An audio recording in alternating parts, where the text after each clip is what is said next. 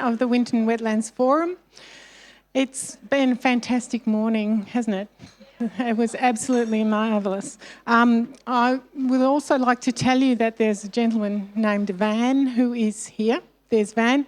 He's part of the Turtle Project and he's happy to talk to people if they want to get involved in it. So just following up from the last session. Okay. Also, the last session ended with a great segue into this section, how important community is in what we're doing. We heard from a lot of passionate, involved and connected people this morning who can tell us, and we're going to listen to more this afternoon, and they're going to be able to tell us how they've done what they've done and how we might model future projects on their successes. So I'd like to start by introducing you to Dennis. Dennis O'Brien is the CEO, no, the chair of the board. Is that right? Or chair of the Committee of Management. I've been on too many boards lately. So, so welcome. Thank you. Yeah. Oh, you've got one. Oh, we've got one, right. Well, hi everyone, can you hear me? As Michelle said, I'm Dennis O'Brien. I'm the chair of the Committee of Management. And the Committee of Management is the overarching body who appoints the CEO, and the CEO appoints his or her staff to run the project. So our role is to be strategic, stay big picture, look at the multiple dimensions of the project. So the analogy there is that we're in the helicopter and we try and stay up there. Sometimes it's tempting to hop out and run around on the ground and get a bit too involved. The other thing is that I'm actually an economist, so it starts with E, but it's not ecology. So this is going to be the perspective of an economist in a helicopter. So Winton Wetlands, it's got a complex history. There are 4 periods, but they're fraught periods with some serious dislocations in their overlap. So the first one was the Indigenous presence here for thousands of years, the pastoralist era, the Lake McCowan period, and this current period. So just in terms of a bit of background, Lisa went through some of this earlier, but it's important, the history is very important, you know, it's set part of our agenda for the project. It's not just about the ecology. So it's a highly significant place in the past for those people. We've found thousands of artefacts on the site and some highly significant ones, including some scar trees and some skeletal remains. And those people were dispossessed with the arrival of non-Indigenous people. So a lot of history and a lot of hurt and connectivity there. Pastoralists arrived in the 1840s. It became the McCowan Squatters Run, later McCowan Swamp and Winton Swamp. It prospered. There was a railway station, schools, churches, post office, and so on. 16 families living on at the time of inundation, and those properties were compulsorily acquired. And again, another dispossession of people who had a lot invested in that. Just by way of a quick anecdote, when we had the opening of this building, prior to that I was talking to an old guy who was a young guy when the inundation occurred. And I said to him, how do you feel about the fact that we're restoring it? And he said, not good, because it made the inundation so pointless. And that was 50 years later. So there's a lot going on at this site. The other thing too is once it was inundated, there was a lot of ownership of the new thing, the lake. It did become a very popular fishing, sailing and duck hunting location and greatly loved, but it had serious issues. Luckily, myself and the committee members had nothing to do with the decommissioning, so we were clean skins when we went onto the committee, which was somewhat helpful. But again, there was a lot of angst when that happened, and we've still got people bitter and twisted over the fact that we don't allow duck hunting in particular, and we still have the hunters and fishers lobbying, a couple of years ago, lobbying the local council and Polly's to bring duck hunting back onto the site. So they got nowhere with that, by the way.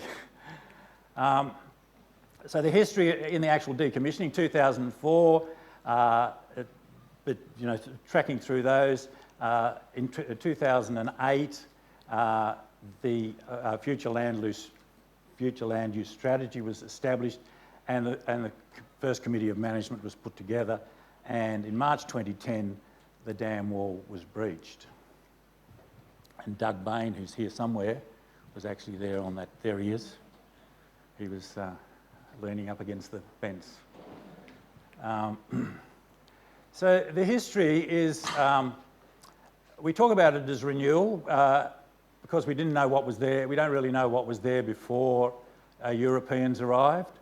And we're very mindful of not knowing too much about the future in terms of climate change impacts and so forth. So when we talk about renewal, we're talking about renewal of the ecology, but we're also talking about the renewal of the cultural connection to the site. So the state government committed 17 million to the restoration, which was a clever political move, plus 3 million for the sale of land to implement two key documents which have been very important, which is the future land use strategy and the master plan. It seems like an awful lot of money. And those of you that have been involved in renewal or restoration work will realise that it can be consumed fairly quickly. The government appointed the first committee of management. There have been various compositions of those committees. The first one was all government, mainly government people, and then there have been 4 sort of blends of committees since then. We've had a range of CEOs. We've had 3 CEOs and 2 acting CEOs, and they've had different priorities and skill levels. We've always been well supported by DWELP in its various incarnations. So the history, it's a complex history of connection and dispossession, of caring for the land and making a real mess of it. And we see it as very much a location for demonstrating the role of humanity in the landscape and learning from that long history of what humanity can do to the landscape. So those sorts of things set our task. First was reconciliation with those that were feeling dispossessed, right back through to the current Yorta Yorta people, through to sailors and fishers and so forth. We felt an absolute that it was compelling that we tell honest stories, and the key thing was renewing the ecology and the social and cultural developments. There was a fair bit of pressure on us because there were a lot of naysayers, a lot of cranky people, and we felt we needed to make convincing progress within budget and with with the imperative that we eventually become financially sustainable. The financial sustainability is a real issue for us. So the site itself, it's big. Some would say bloody big. It's for a lot of people, it's just inconceivable how large it is. One third of it is wetlands. I think Lisa mentioned 33 ecological systems, but I had in my notes that it's 17, so I'm right and you're wrong, Lisa. There's 17, yeah. Yes. 2/3 of it is open grassy woodland, and it's an incredibly significant wetland restoration site. So it's got a complex history, it's a complex site, and it's got a very interesting management structure. So let the journey begin. So in the beginning, as I said a moment ago, the state government gave the 17 million plus the 3 million for the land sales. At the time, though, it was recognised that it was an incredibly long-term project, so 17 million is not going to last for the whole life of the project. We're talking hundreds of years. But the number that was bandied around at the time was that it needed something in the order of 57 million in this probably early first 20 or 30 years. The Committee of Management was established, the FLUS and Master Plan were developed as guiding documents, and those documents have been used. They're terrific documents. And they've been the basis for our 3-year strategic plans, which the committee develops, and the embedded 1-year business plans. And we report to DWELP. DWELP has always been very helpful. We've had a good relationship with them. They've allowed us to get on with the job. They've allowed us to be aspirational and cover the things that we felt we needed to address. So the accountability was really them there more just to support us. So the job in simple terms: deliver the Flusson Master Plan, placate the communities, and develop financial sustainability. So being a little bit more sophisticated, the 6 key objectives of the project is to renew the ecology of the site, conduct research and education into wetland and dryland ecological renewal, tell the stories about humanity in the landscape. The 4th one is more about us becoming a tourist venue, but it's worded in terms of enhancing the cultural experience in the region by becoming a tourist venue. Enhancing the regional economy, and there's the financial sustainability one again. So I'll just go through, what I was going to do is go through each of these. I'm not going to get into the deep ecology of it because that's not my background. I'm just going to stay up there and talk about how we've done what we've done about these, and then some reflections on each of them. So, what could we do to achieve this? Become a tourism venue. One of the first things we did is to develop a brand, and you'll see the brand out here. The brand is very edgy. It was designed in Melbourne, and it was consistent with what we thought we were going to be. We were going to be a key tourism site for what we called lifestyle leaders, people that would come up from Melbourne and international travellers and all of that sort of stuff. So, and that sort of stuff was written in the master plan. So we've focused on a range of visitors, locals, visiting families and friends, which is the main ones. Big focus on these lifestyle leaders, special interest groups, a whole bunch of areas like that. Educational institutions, we've done a lot of work with those and had a lot of success through all levels, from primary school through to university. We attempted camping and glamping, which didn't work. We've done canoes and bike rides, which didn't work. We've run events, which didn't work. We've developed a hub and a cafe. The original idea with the hub and cafe was it would be a hub with a cafe in it. It's tended to be a cafe with a hub in it. So that was another dimension to that. And guided tours. We've also had some movies made here, as was mentioned earlier, Foe, which is an interesting one. It's a movie about set in the 2050s from now. It's based in Canada, so they've built a Canadian barn and house out there, mainly Irish actors. And they're all staying in Millawa, the bastards. And the other one, the story of Ned Kelly, was an interesting one. We thought that would be a terrific way of showing the site off. He was here as a young boy. Benalla holds the sash in its museum. Glen Rowan's up the road. I don't know if anyone saw the movie. It was basically Ned Kelly as a romper stomper. And we saw it out at Swanpool. And I thought it was quite good. It was a psycho sort of thing. But a lot of people walked out on it. So I thought, there goes our marketing tool. And I've never heard anything more about it. It's just gone. And we've got some silo art, and we're part of the local silo art trail. Just in terms of some of the reflections on that,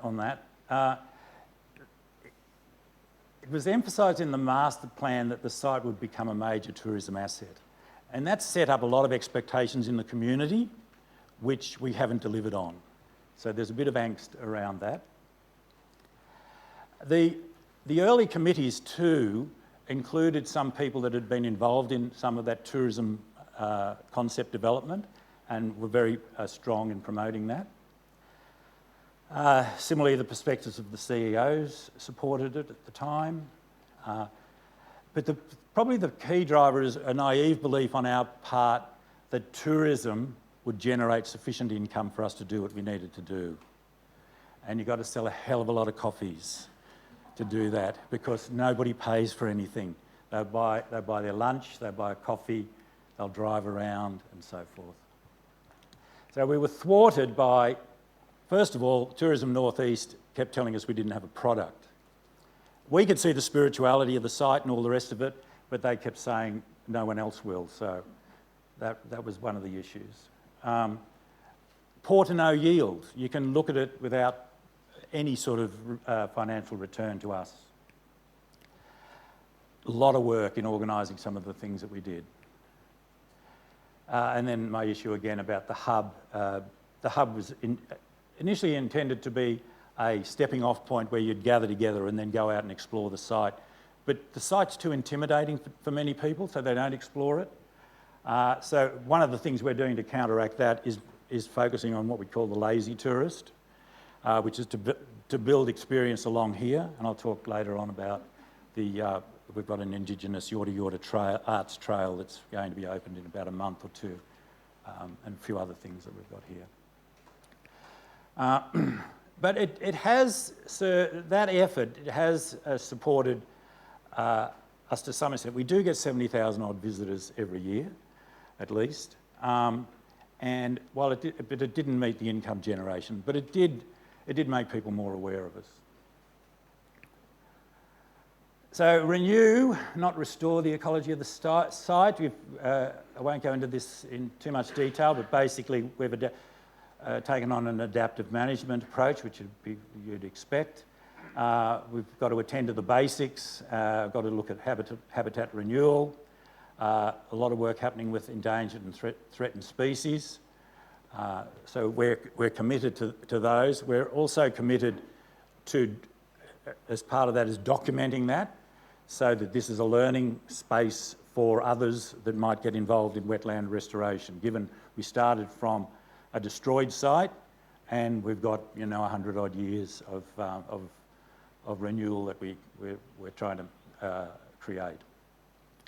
A key resource for us has been our Environmental Strategy Advisory Panel, made up of eminent scientists, some of whom are in the room at the moment.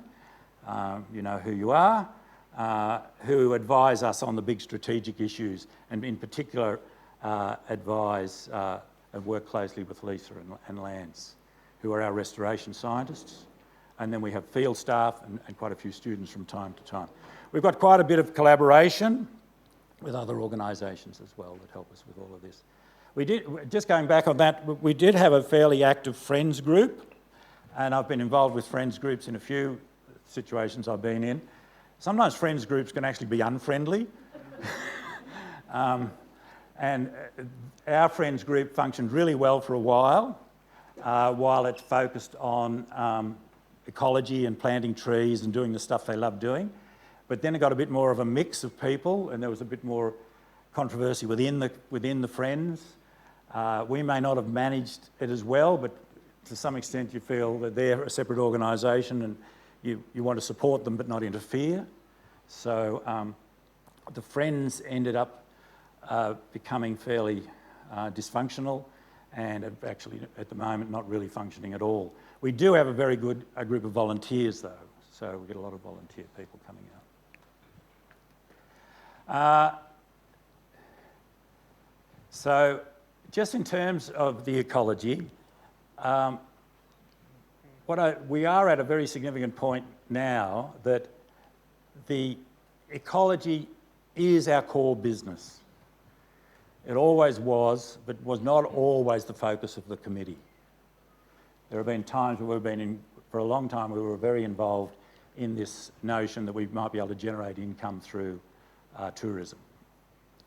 So it's really crucial at this stage that we need to explain to all that this is us, so we can reset expectations amongst people.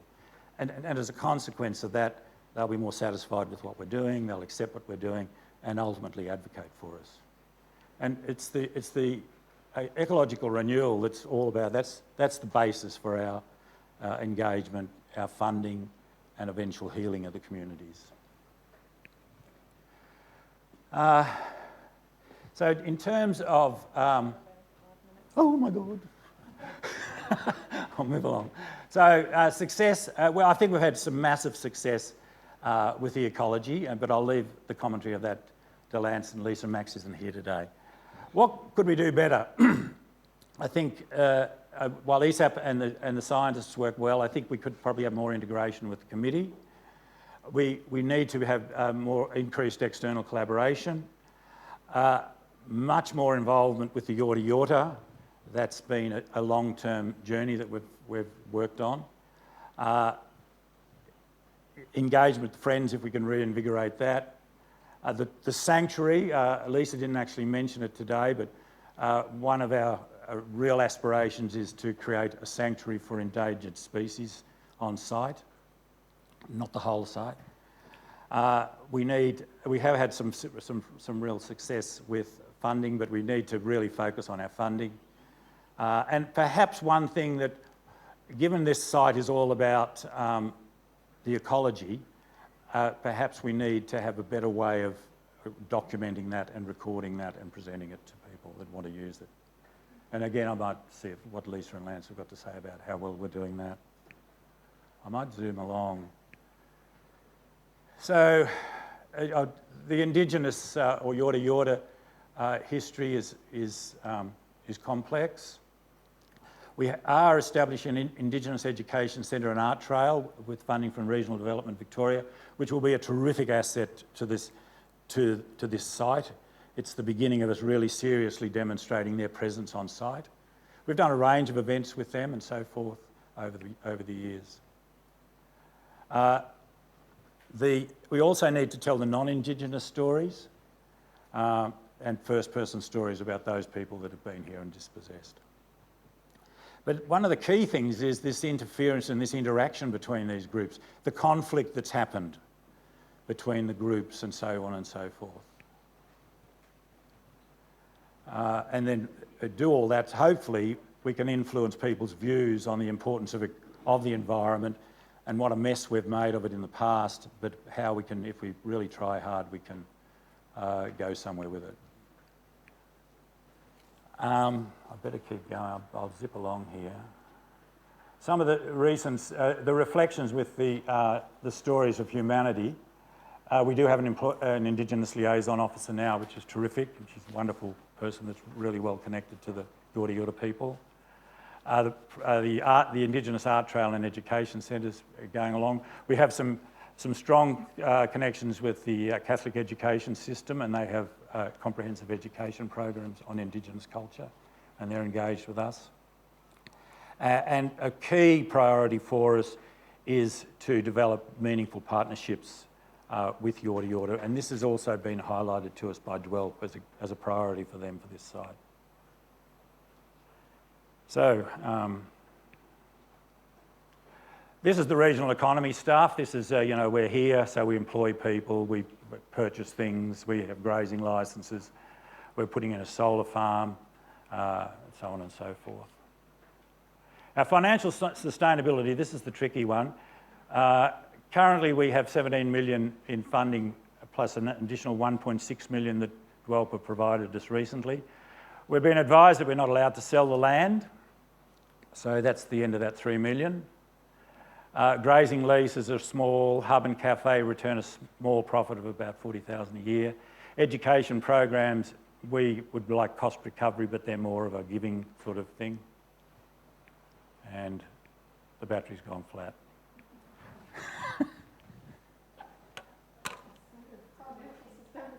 So yes, we need to buy some more batteries.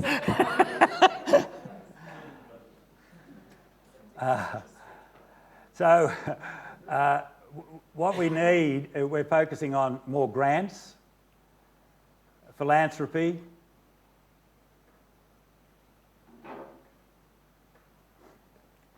so, they're what we are already doing. So just on reflection on this one, DWELP recurrent funding will be difficult.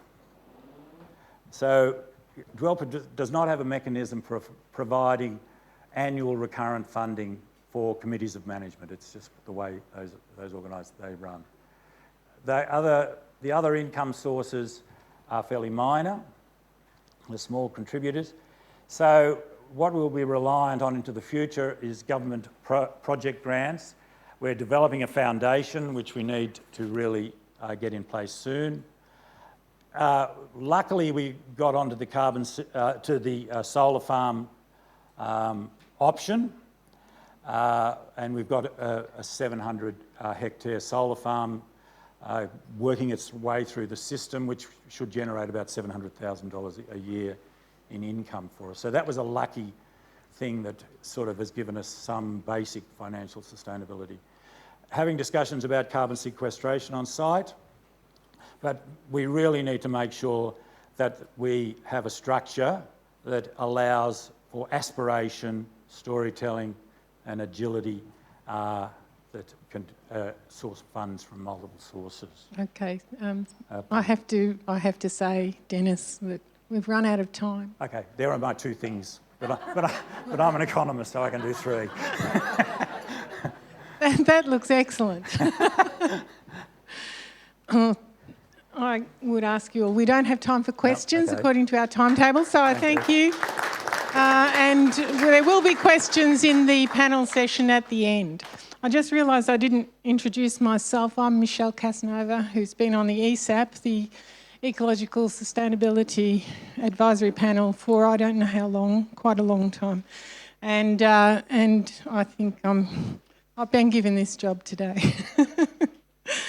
Okay, the second one we have is Sophie Bickford, who is, I met when I did a presentation for the Biolinks Alliance in Ararat quite a few years ago now. Yeah, so yes, before I went to London. So Sophie's going to tell us about how they do what they do and how we might form some sort of model of how we do other things in the future. Thanks, Sophie.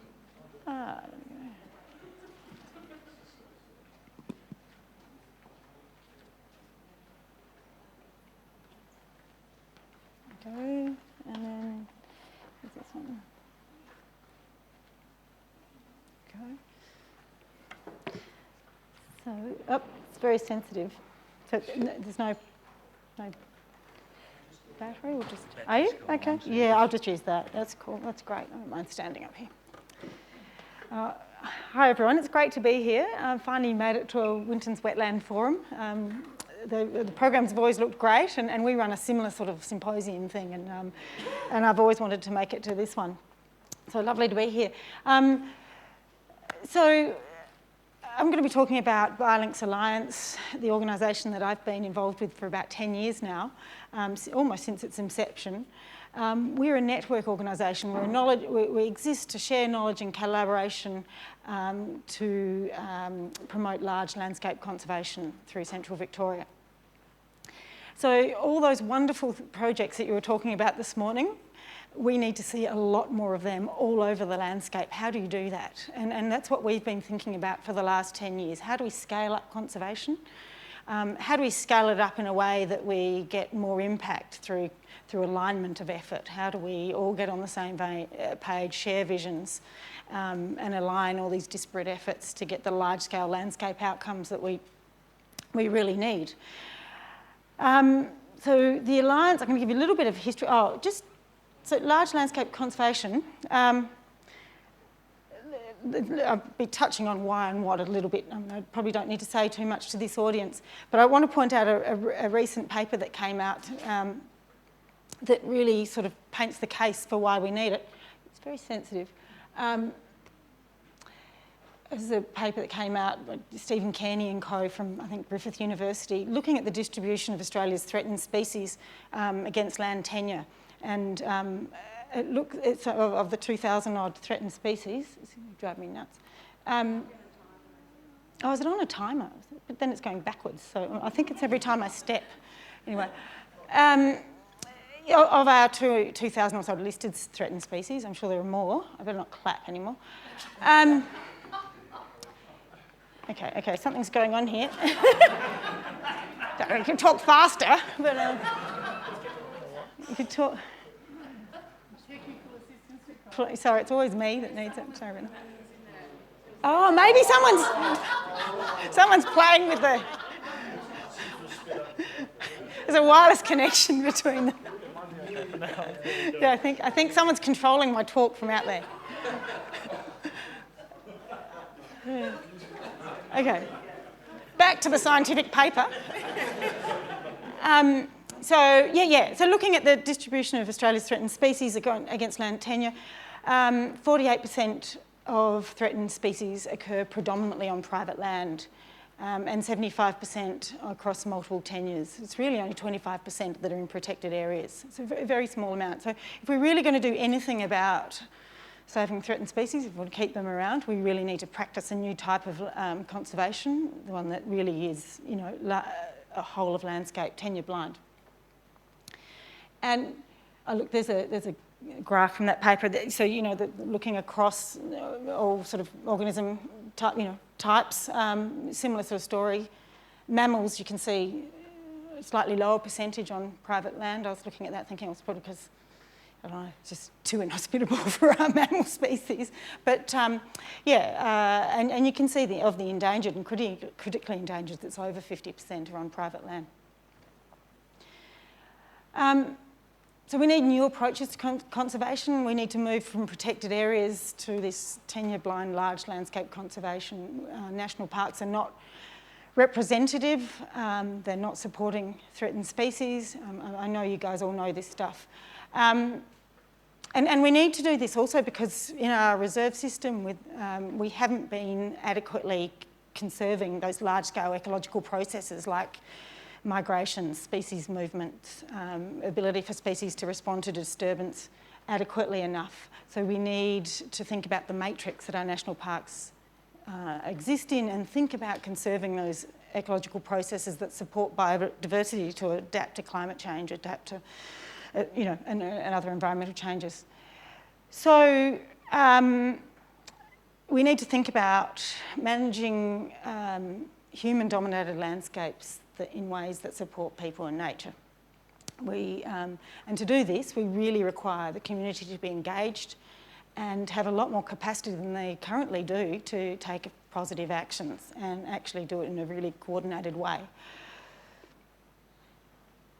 So Biolinks Alliance is a network organisation that exists to kind of be that sort of new type of network that aligns effort and also builds community capacity to take the right sort of strategic actions in the right places.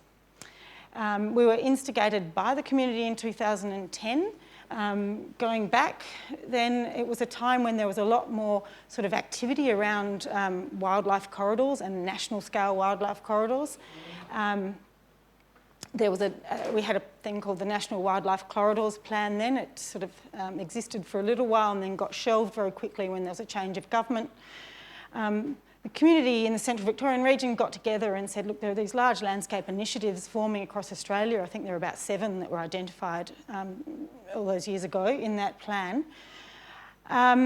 Do we need one in Central Victoria? And the answer was yes, we do. What should it look like? A small amount of money was found from, actually it was the Wilderness Society, to appoint someone, and it happened to be me, all that time ago, a couple of days a week, to then start thinking, how do we grow this organisation? How do we grow this idea?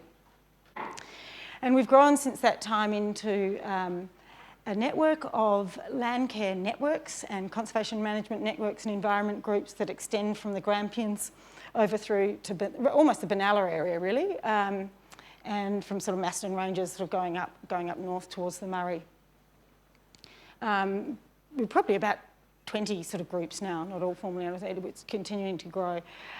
In that time, we started off just a small committee of management with original community members who thought, organisations who wanted to build this collaborative network, sort of guided it, became incorporated in 2014. Our inaugural chair's here today, Paul Foreman, he's going to be speaking tonight. Paul's had an awful lot to do with defining what the organisation should be and how we work.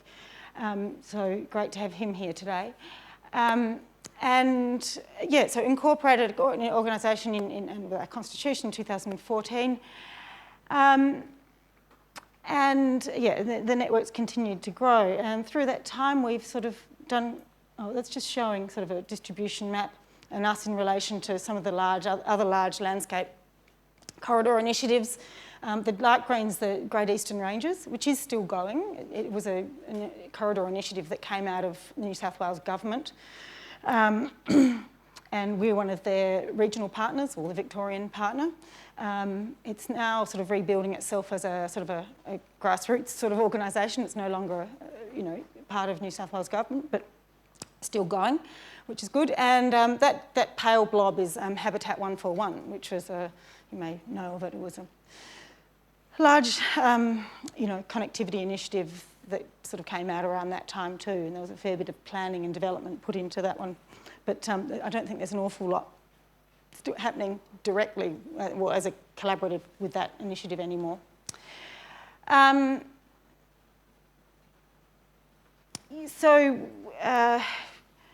We a few years ago we had a plan initially, but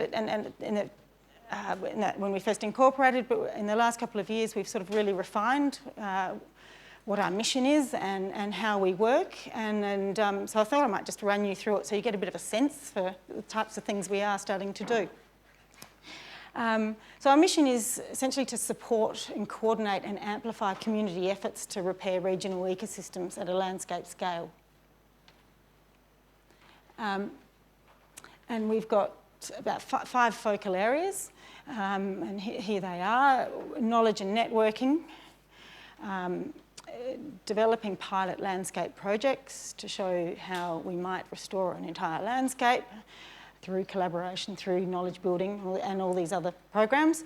Advocacy, that's a new program that sort of got elevated in our last round of strategic planning. We realised that local groups needed their issues and concerns voiced better to be able to get the support they needed to be effective, and that we had a role as a network to be a collective voice for, I guess, greater community conservation, and that we couldn't actually achieve our landscape project restoration goals or even our knowledge and network sharing goals unless we had a louder voice. So we've been sort of more brazen in putting advocacy up there as one of our key functions. We will be talking about money in more detail later. That's been elevated too as one of our key roles, is to really perhaps try and support more conservation in areas that currently are not getting enough, and brokering between some people, say people in the city who care about conservation, and farmers who are taking conservation actions, linking the two. Farmers who are doing things to public good but not necessarily getting reward for it, finding new sources of money for conservation. So anyway, that's just a nutshell of the broker program. That's not as well developed as the other one, so I will be talking more about the others but not so much about that one. So just a quick summation of that. And partnerships. Often partnerships are sort of embedded in people's strategic plans as something that just happens and you need to do them, and it's just a functional, foundational thing. We've elevated partnerships because it's really what we do. We are that glue between the organisations. So what do we want to, why have we chosen those programs? What are we expecting from them? This is, sort of, obviously our long-term goal is we want better protected, enhanced biodiversity and environments, obviously.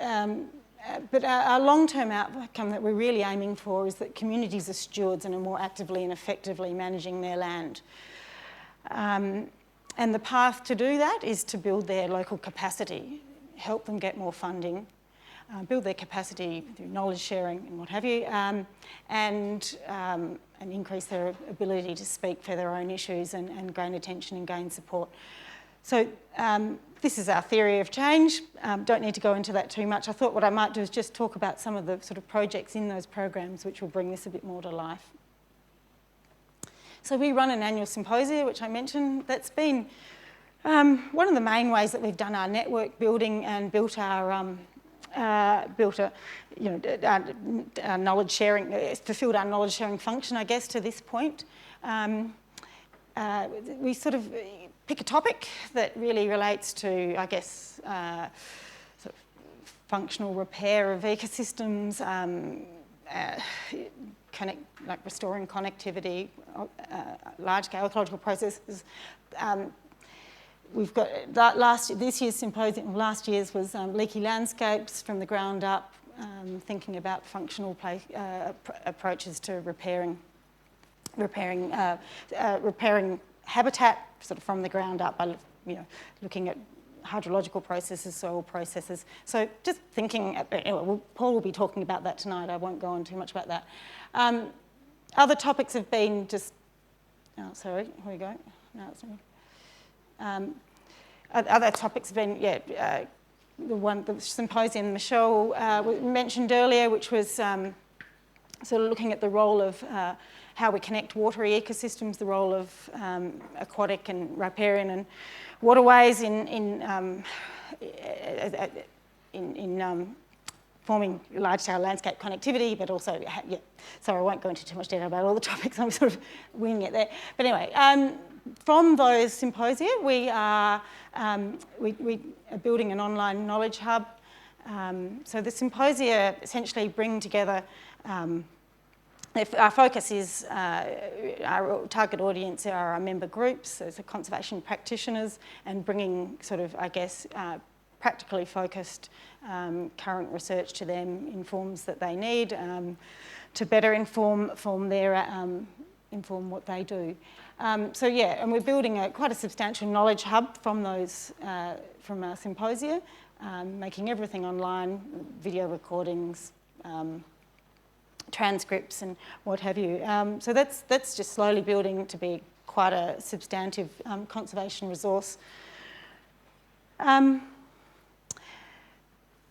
I guess just taking a pause from the list here, it's really, I suppose our thinking here is that knowledge is a change agent, and we're thinking about ways that we can deliver it.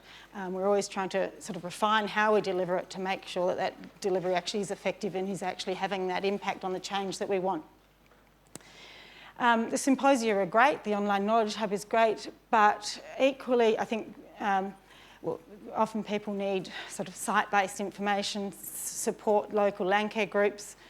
Someone mentioned this morning in one of the talks that there's a real appetite for landcare to go to the next level, to work side by side with groups who are trying to get a little bit more ambitious with what they do, a little bit more sophisticated in their approach.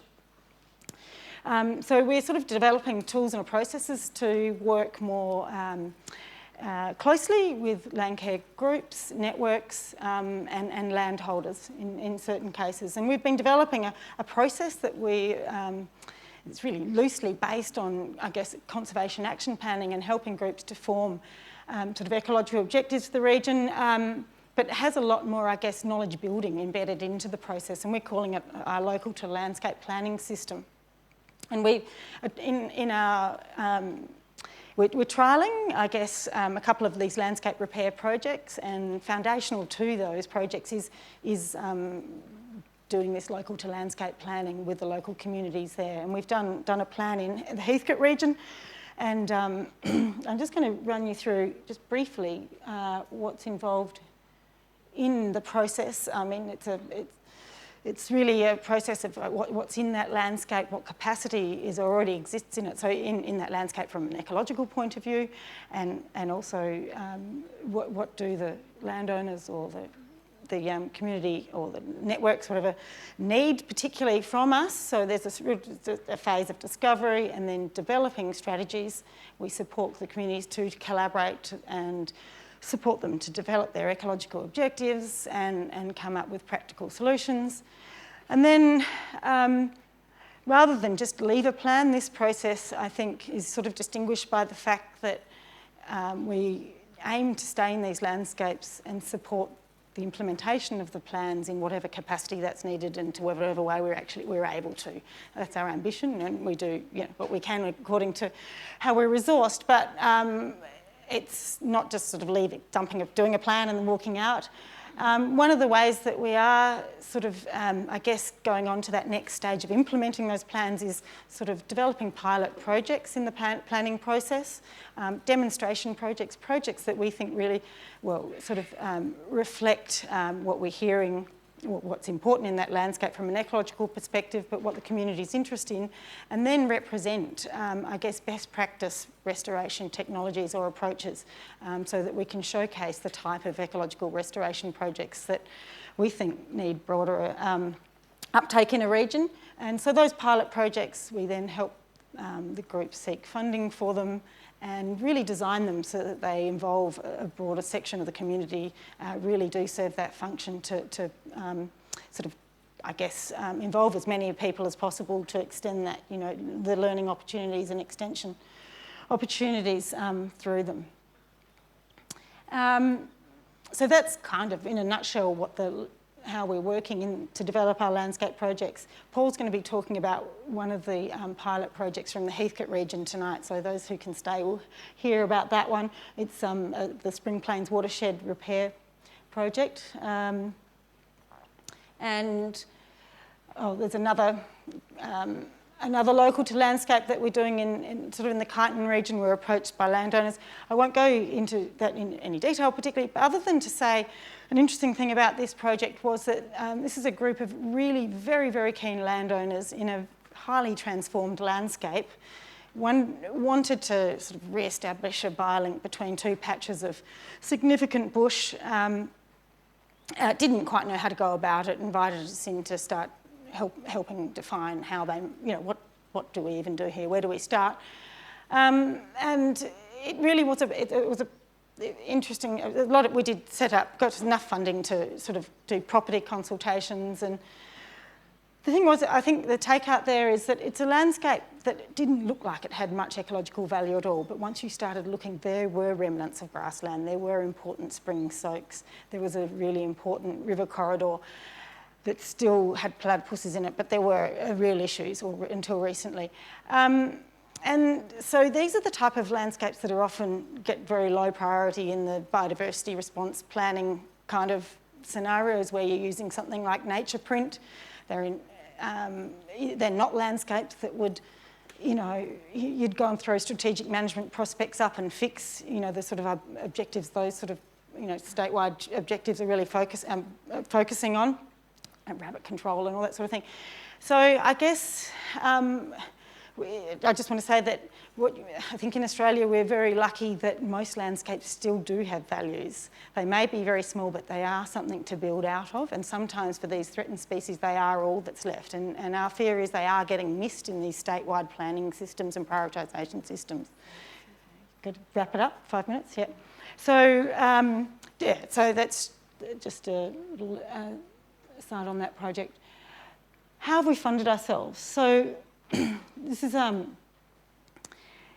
we would love to have done a lot more in the last 10 years, but I've got to say one thing that has been very difficult to find is funding for capacity building, funding to play that partnership type role through government sources, through government, you know, government grant programs. So most of our funding has been provided through private philanthropy and from philanthropic trusts. 7% of our funding, in fact, that really over the last 10 years has come from government, only a very small amount, and then a small amount from ticket sales on events. And one of the things that we had to do to exist was very early on develop our own sort of business model that was based around philanthropy and new sources of funding that was essentially independent of government. We realised we were not going to get government funding to do this. We keep trying, and maybe down the track there will be a place. But so we actually spent many years and a lot of effort really just trying to find out what that business model, build a case for support and develop a diverse fundraising program. And that's what's enabled us to run our symposia every year and now start delivering these pilot landscape projects. It was hard work. I'm glad that we went through it now because I feel that it's going to be the foundation for whatever happens in the future with government money coming and going, but it's given us a ballast and a stability to move on. And it also will help us, I think, later fulfil that broader role of supporting our member groups to fundraise too. So we're this is our, how we work. I'm working as executive director at the moment, and we have project managers and coordinators. Paul working in conservation strategy. We're about to employ a junior ecologist. We recently received a large Ian Potter Foundation grant, which is going to enable us to employ a full-time ecologist, which is fabulous, and also get some more help with some of the program and operations. So we're in a phase of growth, sort of scaling up to the next stage, I guess, and we will continue to invest in, I guess, diversifying our fundraising program too, because that's really so key to everything else we want to do and in continuous growth. And we'd also like to employ an Indigenous officer in the near term too. We're not quite ready for that. The other thing that we feel is really important to invest in at this sort of time is getting a really, really strong evaluation strategy and evaluate these pilot landscape projects and our programs, because I feel that it's going to be integral for us to expand. Integral to us to expand, we'll be able to be articulating what really is the value of a partnership approach to conservation. What are the gains from supporting groups to build their capacity? Harder things to measure than ecological outcomes in some way, but we really need to be able to do that, I think, to build our case for future investment, whether it be from government or philanthropy and wherever. So we're in the process at the moment of trying to develop that evaluation framework that we'll be applying over our pilot projects. So I can't remember what conclusions I wrote, but I don't think I've got much time. Yeah, I guess we're about increasing the ecological literacy of the community and supporting them to take strategic action for nature conservation, because it is key to the type of large landscape restoration that we need. And community networks like Biolinks are a new model to a type of organisation to scale up and to be build those communities of practice that we need to be able to share knowledge and to really accelerate all of our efforts. At this stage, philanthropy is recognising the value in this model and this new type of approach to conservation and collaboration, and thank goodness for them, and they've got us this far. And I just want to end on the note that I really do think that the solutions are out there. I think that we all know what to do, but it is going to take working together in much more deep ways than we have in the past. And we, that's our challenge, isn't it, really, to do that. I think we've got the answers now. It's all bringing it together and speeding it all up. So thanks to all our supporters, and thanks for listening. Thanks very much, Sophie. You have done so excellently well in running exactly to time. But there's no time for questions right now, but there will be time in the panel session at the end of this. So now we've got Dylan McWhinney. I haven't met before, so it'll be new for me to hear what Dylan's on about with the Albury Conservation Company.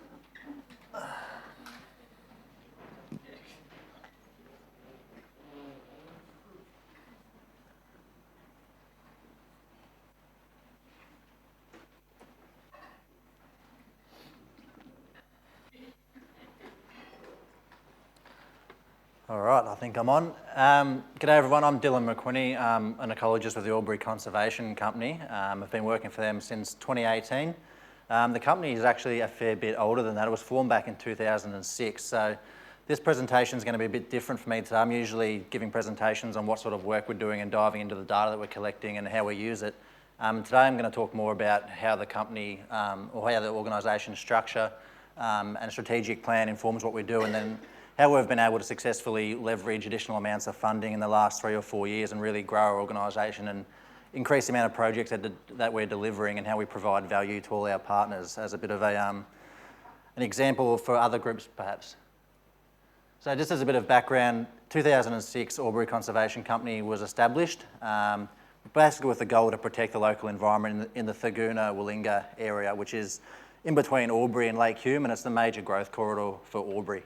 So if you have a look at an aerial of Albury, you can sort of see it can only expand in one direction, and it's kind of across to Lake Hume and up to Edamoga. So we're basically formed to manage that area and inform what sort of biodiversity outcomes council should be looking to protect. And in have a really strong community focus as well and bring the community along for the ride.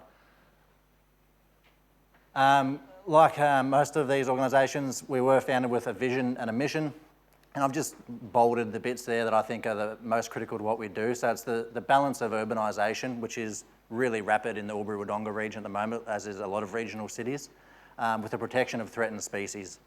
So different councils, different planning schemes cater for those very differently. Some are better than others. So we're trying to have a real focus on the threatened species in that area. A lot of our work has been on squirrel glider, but also Thurgoona is a stronghold for Sloane's froglet, and we've done some work there as well. So our mission is to help maintain those populations and keep them viable for threatened species. And we've got some core sort of pillars of the organisation, which involve scientific research, which is a bit of a point of difference to a lot of community organisations, I think, and a lot of that, our ability to conduct scientific research comes from the structure and composition of our board, as well as our on-ground staff. On-ground conservation actions, which we're currently not delivering a lot of. We do some, but we're doing a lot more monitoring to inform those actions. So that's sort of a bit of a future pillar for us. And working with the local community and key stakeholders that are managing the landscape. So whether that's community groups or councils, LLS in New South Wales or Dalpin Parks Vic in Victoria, how we work with all those people for the biodiversity outcomes that we're after.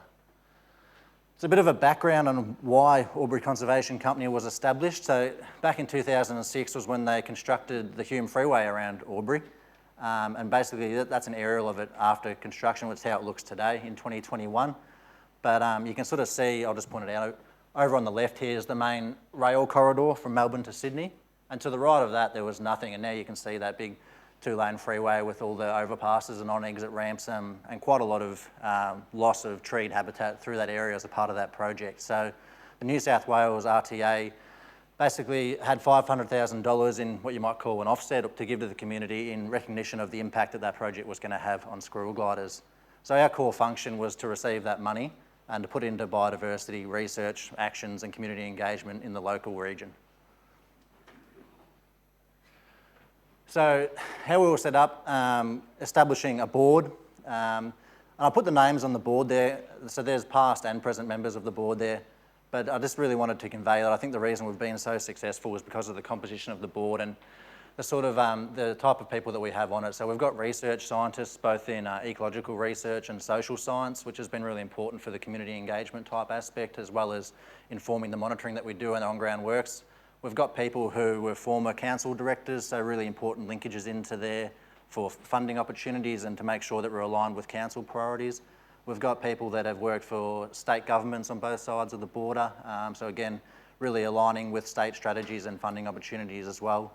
And then local community members who are really invested in biodiversity outcomes and ensuring that there's threatened species viability into the future. One of the biggest things we work to, or most important things we work to, is the strategic plan. So it's just ended, we're developing another one now, but that's a really critical document for our organisation, and I think most organisations which are in the same field, to inform what you do, why you do it, and how you're going to do it. So it's something that's constantly referred to. So we've got a number of strategic priorities. The first two there, I'll pick two out just to highlight today. So ensuring financial stability. Obviously, we can't achieve good biodiversity outcomes if we're not around, so we need to make sure that we're a viable organisation financially. The second goal there was an original priority in terms of bringing in $80,000 annually to maintain some working capital of over $400,000, which is based around that initial $500,000. So if we can invest $100,000 a year and keep bringing money in, then we should be able to be around long enough to have a meaningful outcome. That's since changed, and we've been able to leverage more funding than perhaps, and also spend more. So it's a bit of a spend money to make money type principle, but we're doing it in a good way that achieves really good outcomes. And these are some of the aims, as I said, those sort of pillars of our strategic priorities and our strategic plan. Research and monitoring is the main one at the moment. On-ground works is something that we're just starting to get into now. And we didn't want to rush into that because there's a number of community groups in that local area that are delivering on-ground works already. So we've got land care groups. There's an organisation called Parklands Albury-Wodonga, which work for both councils, Albury and Wodonga, in delivering on-ground works like re-veg and nest box installation and weed control. So we didn't want to be just another organisation like that. We're trying to maintain some long-term data sets that can inform better management over time. So part of our pitch is the longer that we're around, the more important we're going to become with the data that we're collecting.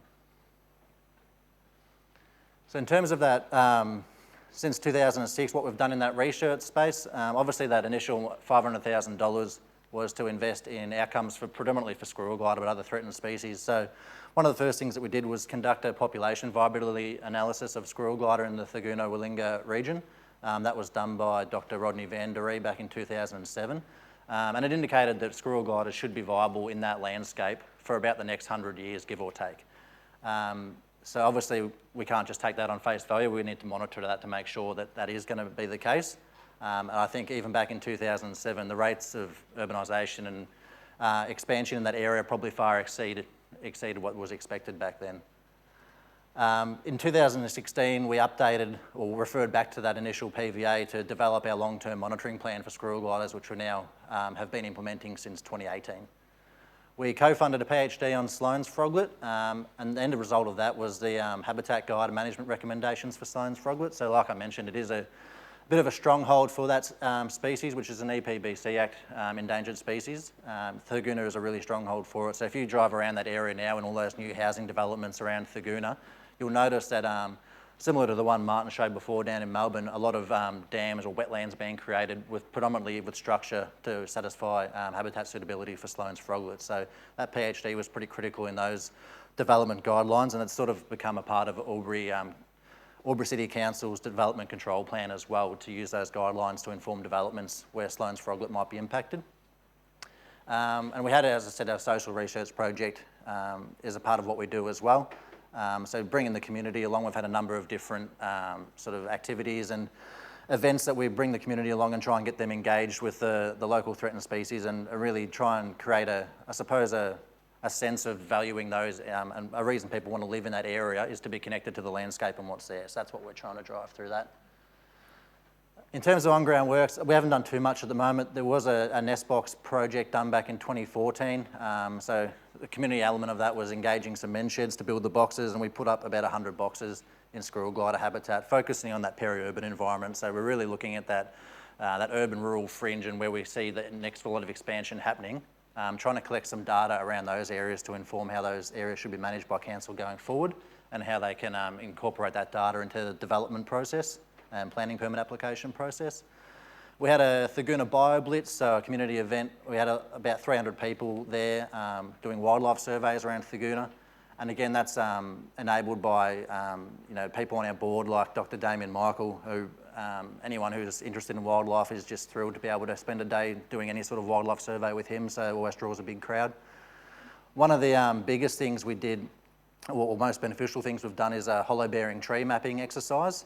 So over 2 years, we mapped over 600 hollow-bearing trees in the Albury landscape, and that's become a critical data set for council in informing their planning permits and their development applications.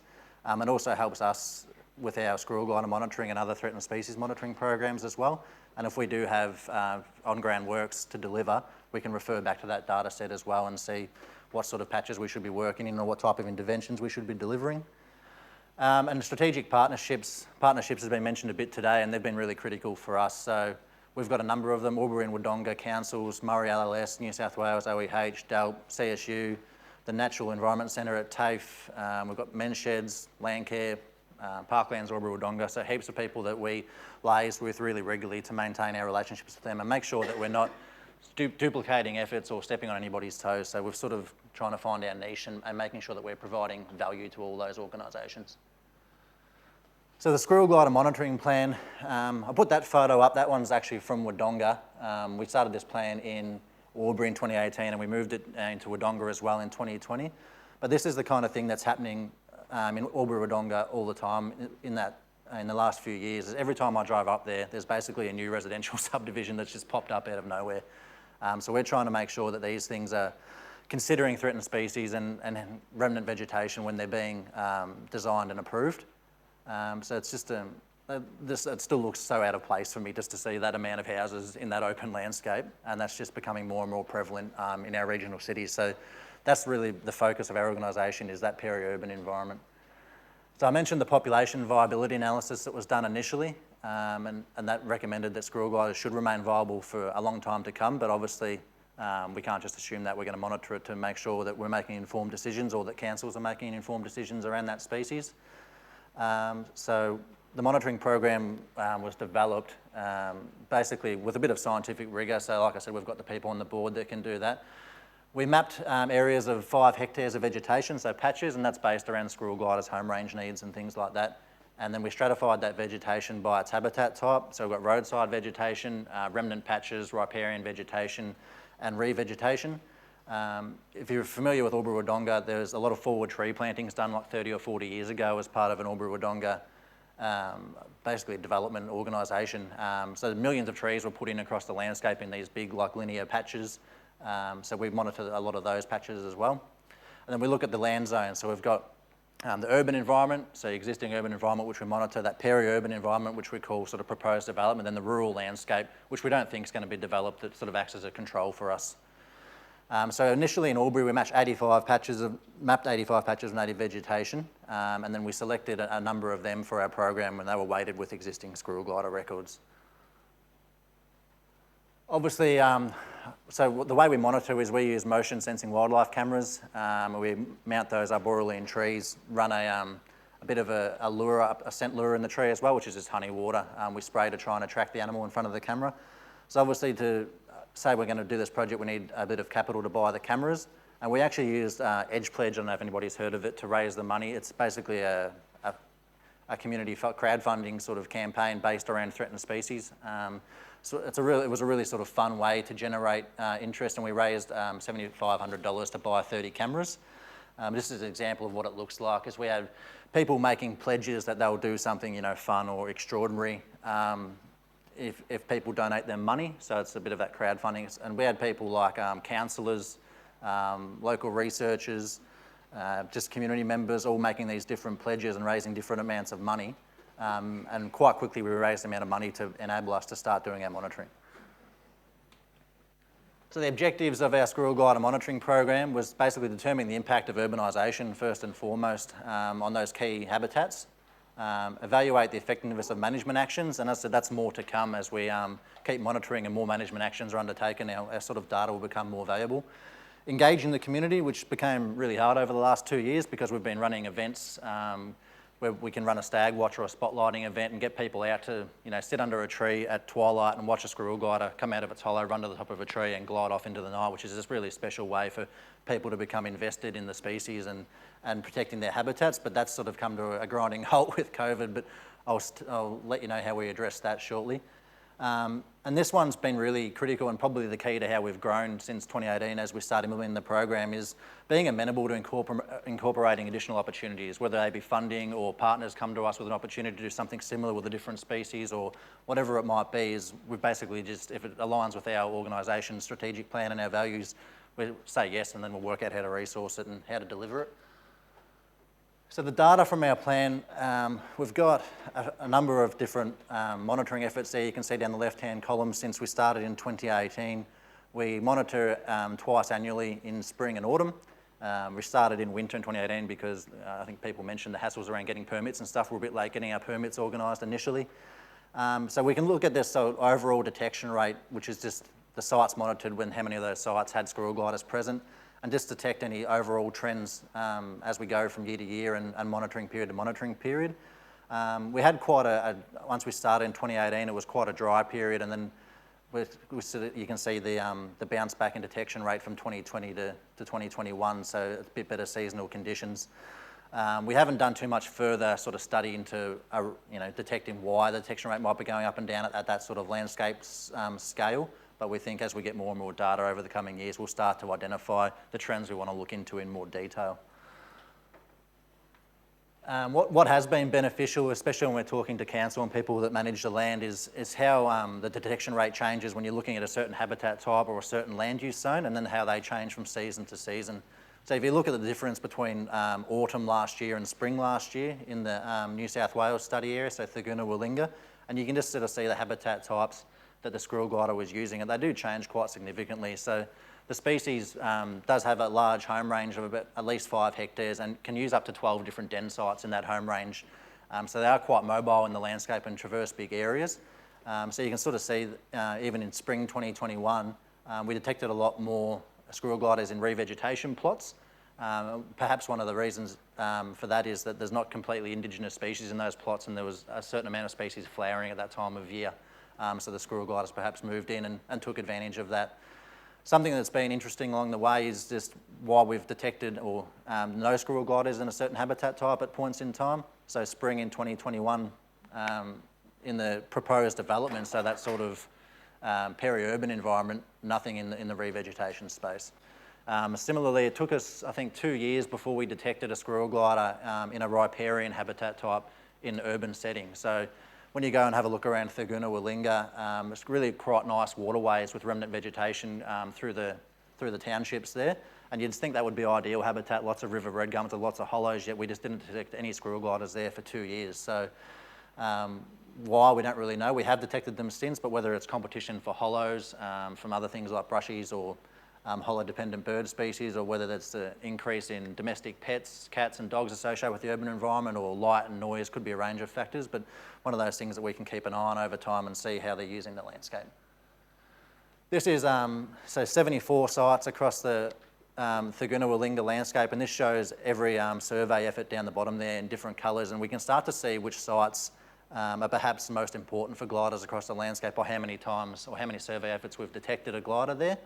So if you look at site 30, for example, on the left there is detection nights. So even though some sites might have had a lot of detection nights, it might only be over 1 or 2 periods. So I'll put more credence into how many sites or how many survey periods we've detected the gliders at the same site. So this just starts to give us an idea of what type of sites are becoming critical habitat in the area for gliders. 5 minutes, no worries. I better get a move on. So some of the data we collect, as I said, we've got our squirrel glider detections, places we've surveyed and haven't detected gliders. We've mapped all our hollow-bearing trees, and we've got our different sort of habitat types. So this is a sort of type of data that we can use to inform what we're doing and what we want to keep going. One of the most critical things I think that's provide us with success is finding our niche as an organisation, and I've just again highlighted some critical ones there. We don't manage land, we don't own land, we have no financial sort of interest. We're a not-for-profit organisation, we're actually a registered charity as well. So what we do, we're doing for sort of a reason that we believe in as an organisation, and that sort of helps us to get buy-in from potential investors. We've become really good at leveraging external funds. So we've got a number of different funders.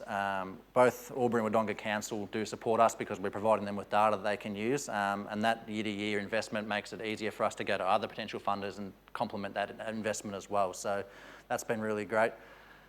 People have mentioned just collaborative, cooperative, and as I said, the big one for us is being non-duplicative. So we're a point of difference in that we can provide sort of research-driven monitoring data to inform on-ground actions. We don't necessarily have to be the ones to deliver the on-ground actions.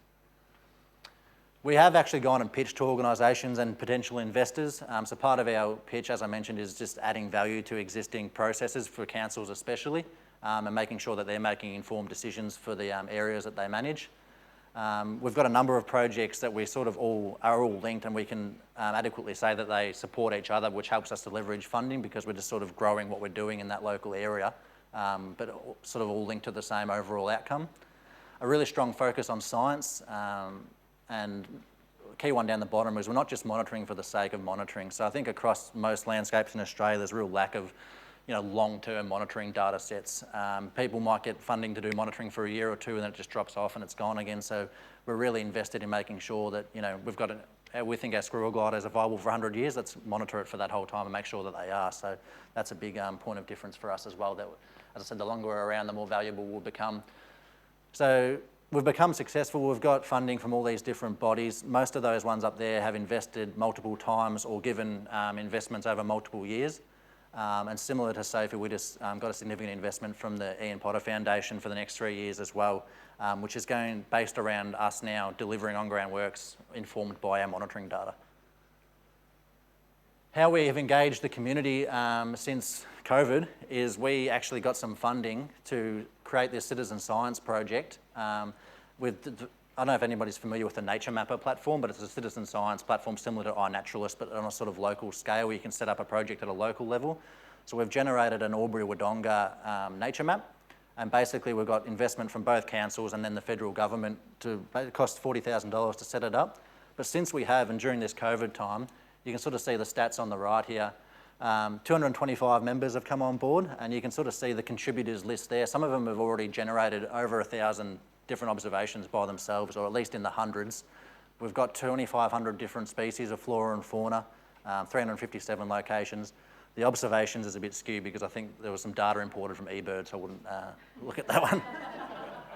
But this has become really critical, and the way we pitch this to council is that we can set up projects to free them up, basically. So we've got people mapping high value or high risk weeds, for example, and as soon as one pops up, someone can photograph and say, what's this? And we say, this is this weed, and the council can send somebody out there and knock it on the head straight away, or we can do a further survey.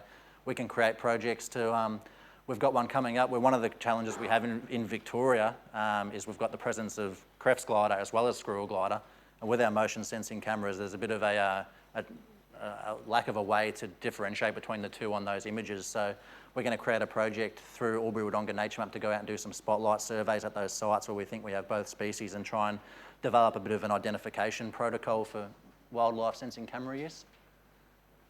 And then some other work that we've done, we produced our annual monitoring report, which goes out to the councils and our investors just so everyone's across squirrel gliders in the landscape. Albury City Council contracted us to deliver a squirrel glider connectivity structure report. So basically, we used some GIS modelling to, at a very high level, assign a distance to the rasters on an aerial imagery of 15 metres, and would generate this, what looked like, if you look at a heat map from the Weather Channel, and the further the distance got from the tree, the colours changed. We could sort of see where the barriers were to movement for squirrel gliders in the landscape. And combining that with the data of squirrel glider presence and sort of key populations, we can prioritise sites for intervention to try and increase the population viability over time. So for a very, very small amount of money comparative to what a consultant might charge, council now have this prioritised list of 21 different locations where they can take to potential funders and say, this is the outcome we can have by spending this amount of money at this site or this amount of money at this site. And then similarly, other councils are coming to us for similar work on squirrel glider and Sloan's froglet as well. So we've become this, rather than just a community organisation, we're actually being contracted to do this type of work now, which I think is just providing a bit of, yeah, I guess that we're on the right track with our scientific method, and that our research and monitoring has proved to be really valuable, that we're getting contracted to do all this type of work.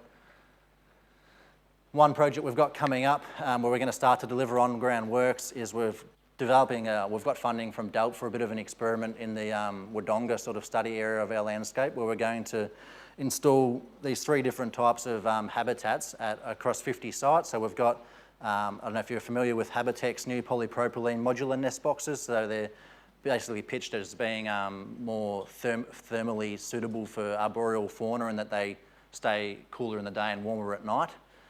We've got some typical sort of ply nest boxes constructed by the local men's shed, and some augmented hollows that will either use a hollow hog, which is kind of new on the market, or some chainsaw carved hollows. And then it's a bit of a before and after control impact sort of experimental design, where we'll go out, put 3 of these things up at a study site as well as a control tree with a natural hollow, and then over time start to see if we can pick up any preference in those interventions by the species. So, Okay, that's last slide. yeah, good. The key points, I'll just leave you with that. I don't know where my why went there, but that's all right. The governance has been a key thing. Like I said, our board has just really set us up for success in its composition and its structure. So I couldn't speak highly enough of the way that they've been able to grow the company. Investing, so our project budgets and our projects have been our points to be able to leverage other funding and provide additional value by just combining projects at a landscape scale and looking to overall biodiversity outcomes. And the delivery is that, I think the biggest one for us is that, as we've gone and pitched to people for investment, councils, philanthropic organisations, whatever, but we're actually providing value. We're providing data that people use to make decisions. We're not just monitoring for the sake of monitoring. We're actually delivering things that make a difference in the landscape, and we've got that scientific oversight.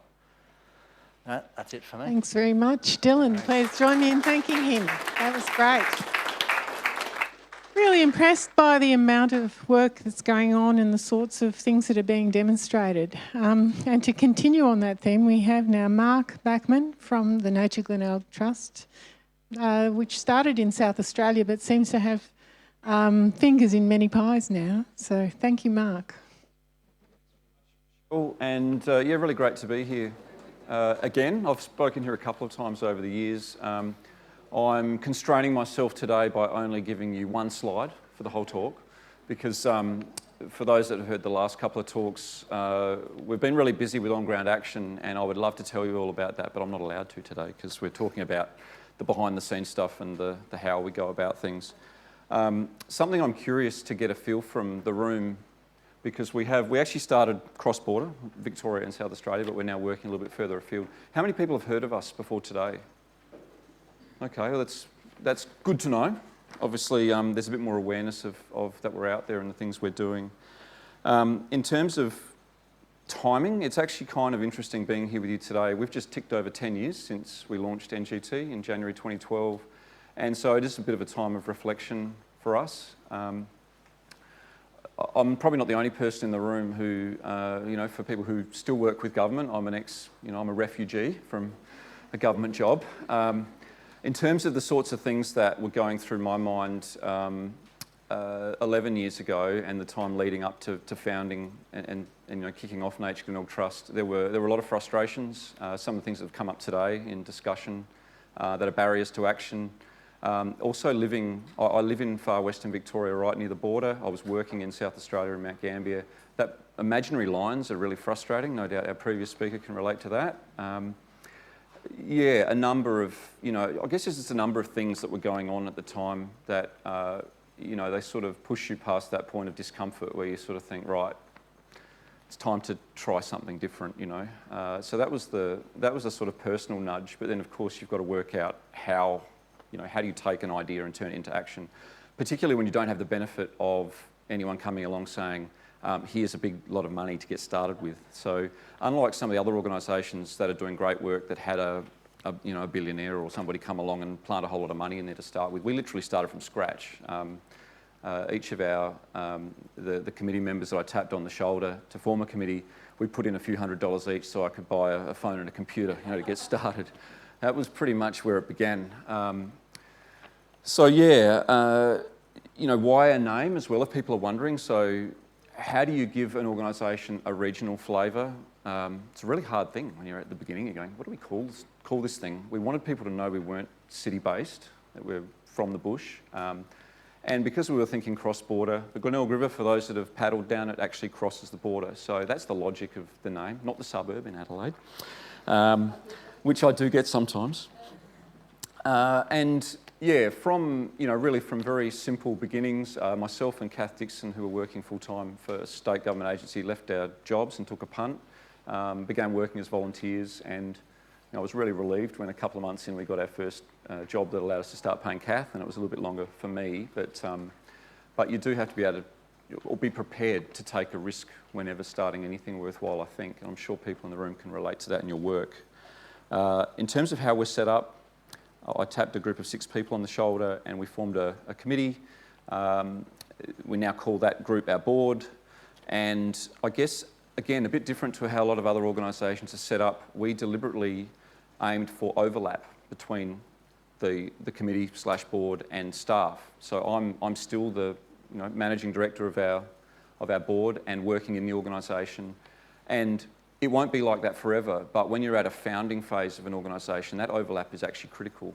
And in our case, it made sense because we didn't know if it's going to work.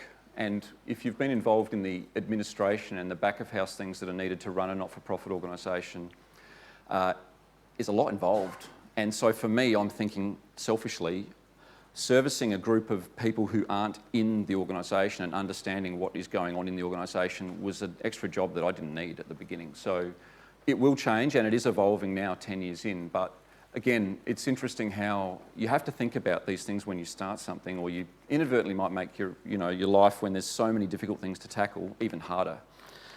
Where we are now, just quickly, so we are 10 years in, 35 staff, which makes me nervous just to say it out loud, because that's a lot of people to be responsible for. They're not all full-time, but they are spread. Our core zone is still this area between Melbourne and Adelaide, but we are working on some increasing number of projects a little bit further afield, where people have called on our expertise, and there's a gap in those places. So we're doing some work in further into New South Wales and Tasmania now as well, and have people based there.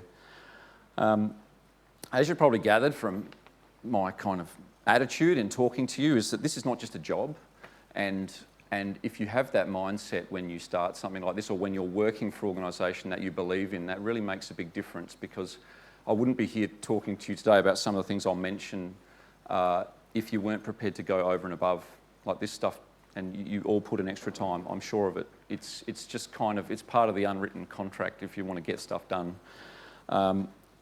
So that drive is really important, I think, and I see it commonly shared among all of my not-for-profit colleagues. You know, we're all in the same boat, and the really great government people, because there are some fantastic people dotted in that system who are doing exactly the same thing, and it's not necessarily recognised as much in that system because there are others that aren't, let's face it. So jumping to the next part of the talk, so that's the sort of intro. These are the categories that I guess we were asked to think through for presenting to you today. In terms of our objectives, I think of this in terms of what's the official objectives of our organisation. Well, they're written into our deed of trust. That is, firstly, habitat protection and restoration, and I'll really emphasise the restoration part of that. I had worked on developing a successful restoration project for the Department for Environment in South Australia. It took 4 years to get off the ground. It's now a Ramsar site, a place called Pick Swamp, which is part of Picatinny Ponds Conservation Park. And one of the motivating factors for starting Nature Glen Hill Trust was I wanted to do more of that, and the system just didn't want to make it easy to do any more of that. So, I mean, that was another push factor. Restoration is something that, particularly in wetlands, it can work and it can work fast. So that's been a big focus for us, thinking about restoration, but also I'm especially interested in this idea of ecological drivers and things that we can do that are a bit like the snowball effect. You know, you're on the top of the mountain, you push the snowball off and it gathers steam. And instead of a lot of the things we do that require constant intervention and help, those things that we can kickstart that will actually get their own inbuilt momentum. Now, wetlands and water regime do that. There are some others as well. Think about apex predators and you know, the use of fire, et cetera, et cetera. So we're really interested in ecological drivers as part of that habitat protection and restoration focus. The next couple of things that are in our official line are sort of linked, which is, you know, sound science to inform management. So, you know, the reason this is a big deal for us and linked to conservation research, and we've been hearing about it all day today, which is nature is no longer just to be observed. And I came out of uni and saw all this measurement ecology going on in government. We go out and we count trees or we map something and we almost pretend like it's going to stay like that, you know, and it couldn't be any further from the truth. We see ecology as an applied science, and we have to get in there and tinker with stuff in an educated and careful way and monitoring as we go. But the declines we're seeing aren't going to get any better if we're not prepared to actually intervene. So, you know, that's where this sound science to inform management is built on. It's a mindset of being applied scientists. And then finally, involving the community in our work. And this has become, over time for me, just more and more and more important. And I've heard others in the room have had that sort of personal revelation. Trained as a scientist, oh dear, I need to learn about social science if I want to be effective, because you can write all the scientific papers you like. Sorry, I know some of you are probably serial scientific paper writers, but unless you can find a way to communicate that in plain language that people understand, it isn't having an effect. So that's the challenge for all of you, really. Now, sitting behind those official objectives are what I think of as unofficial, and these are the sort of, well, what do we want our culture to be? And so those types of things that define when people see how we do our work, what do they see? Now, when we started, and you can imagine a new organisation launches, you know, there's a bit of scepticism and are you going to come and take things away from us? We were really determined to explain to people that we're prepared to be something different to different people in different places because we're here to fill gaps. We don't want to kick others out who are doing great work. We just want to find gaps that need filling and get on with those. To do so, you need to be nimble, dynamic, you know, these types of things. So we're moving constantly. That's been a difference, I think, to some other organisations that are more fixed in their approach, or maybe a lot older, and it's harder to move. Be generous with your knowledge. I mean, these forums are fantastic for that. If we share our knowledge, we'll all get better. We all need to be lifting our game together. And I think in doing so, we have a chance to really increase community environmental literacy, which is what this is all about, to get that groundswell of interest in our work. Something I like about the approach we've taken and the way that people relate to us is that the people we work with on the ground, people on the land, they see us as one of them. We're down to earth. We're not corporate, deliberately so. You know, that's a turn off for people if you want to influence them on the ground. It's a turn off to me, actually. So, yeah. In terms of, I mentioned about where we're based, and to me this is important, and as much as it is about connecting to people in our cities, being genuine and of the bush, I think it's actually an appealing thing for people in the cities too, once you get noticed, because the challenge of being regionally based is that they've got to know you're there first to start with. A quick couple of things on objectives. What we're not, and this is just as important as what you are, is being clear about what you're not going to be. So like others have said, we're not political. We're not public activists. A lot of people want us to be. They're like, you guys have got great, reputation. Can't you speak up and get on the front of the paper on this issue? And I'll say, no. We just made a decision. There's plenty of other organisations prepared to do that. We are more effective by being trusted by more people. And especially in a rural community, if you're seen as being too green, you won't have any way of building a bridge with those people. And that links to the next thing, which is, so we may not be pure enough for some, and I find myself butting heads at times with people who consider themselves real pure conservationists, but they're often not getting enough done either. So, compromise is important, not getting stuck in a paradigm that's too fixed.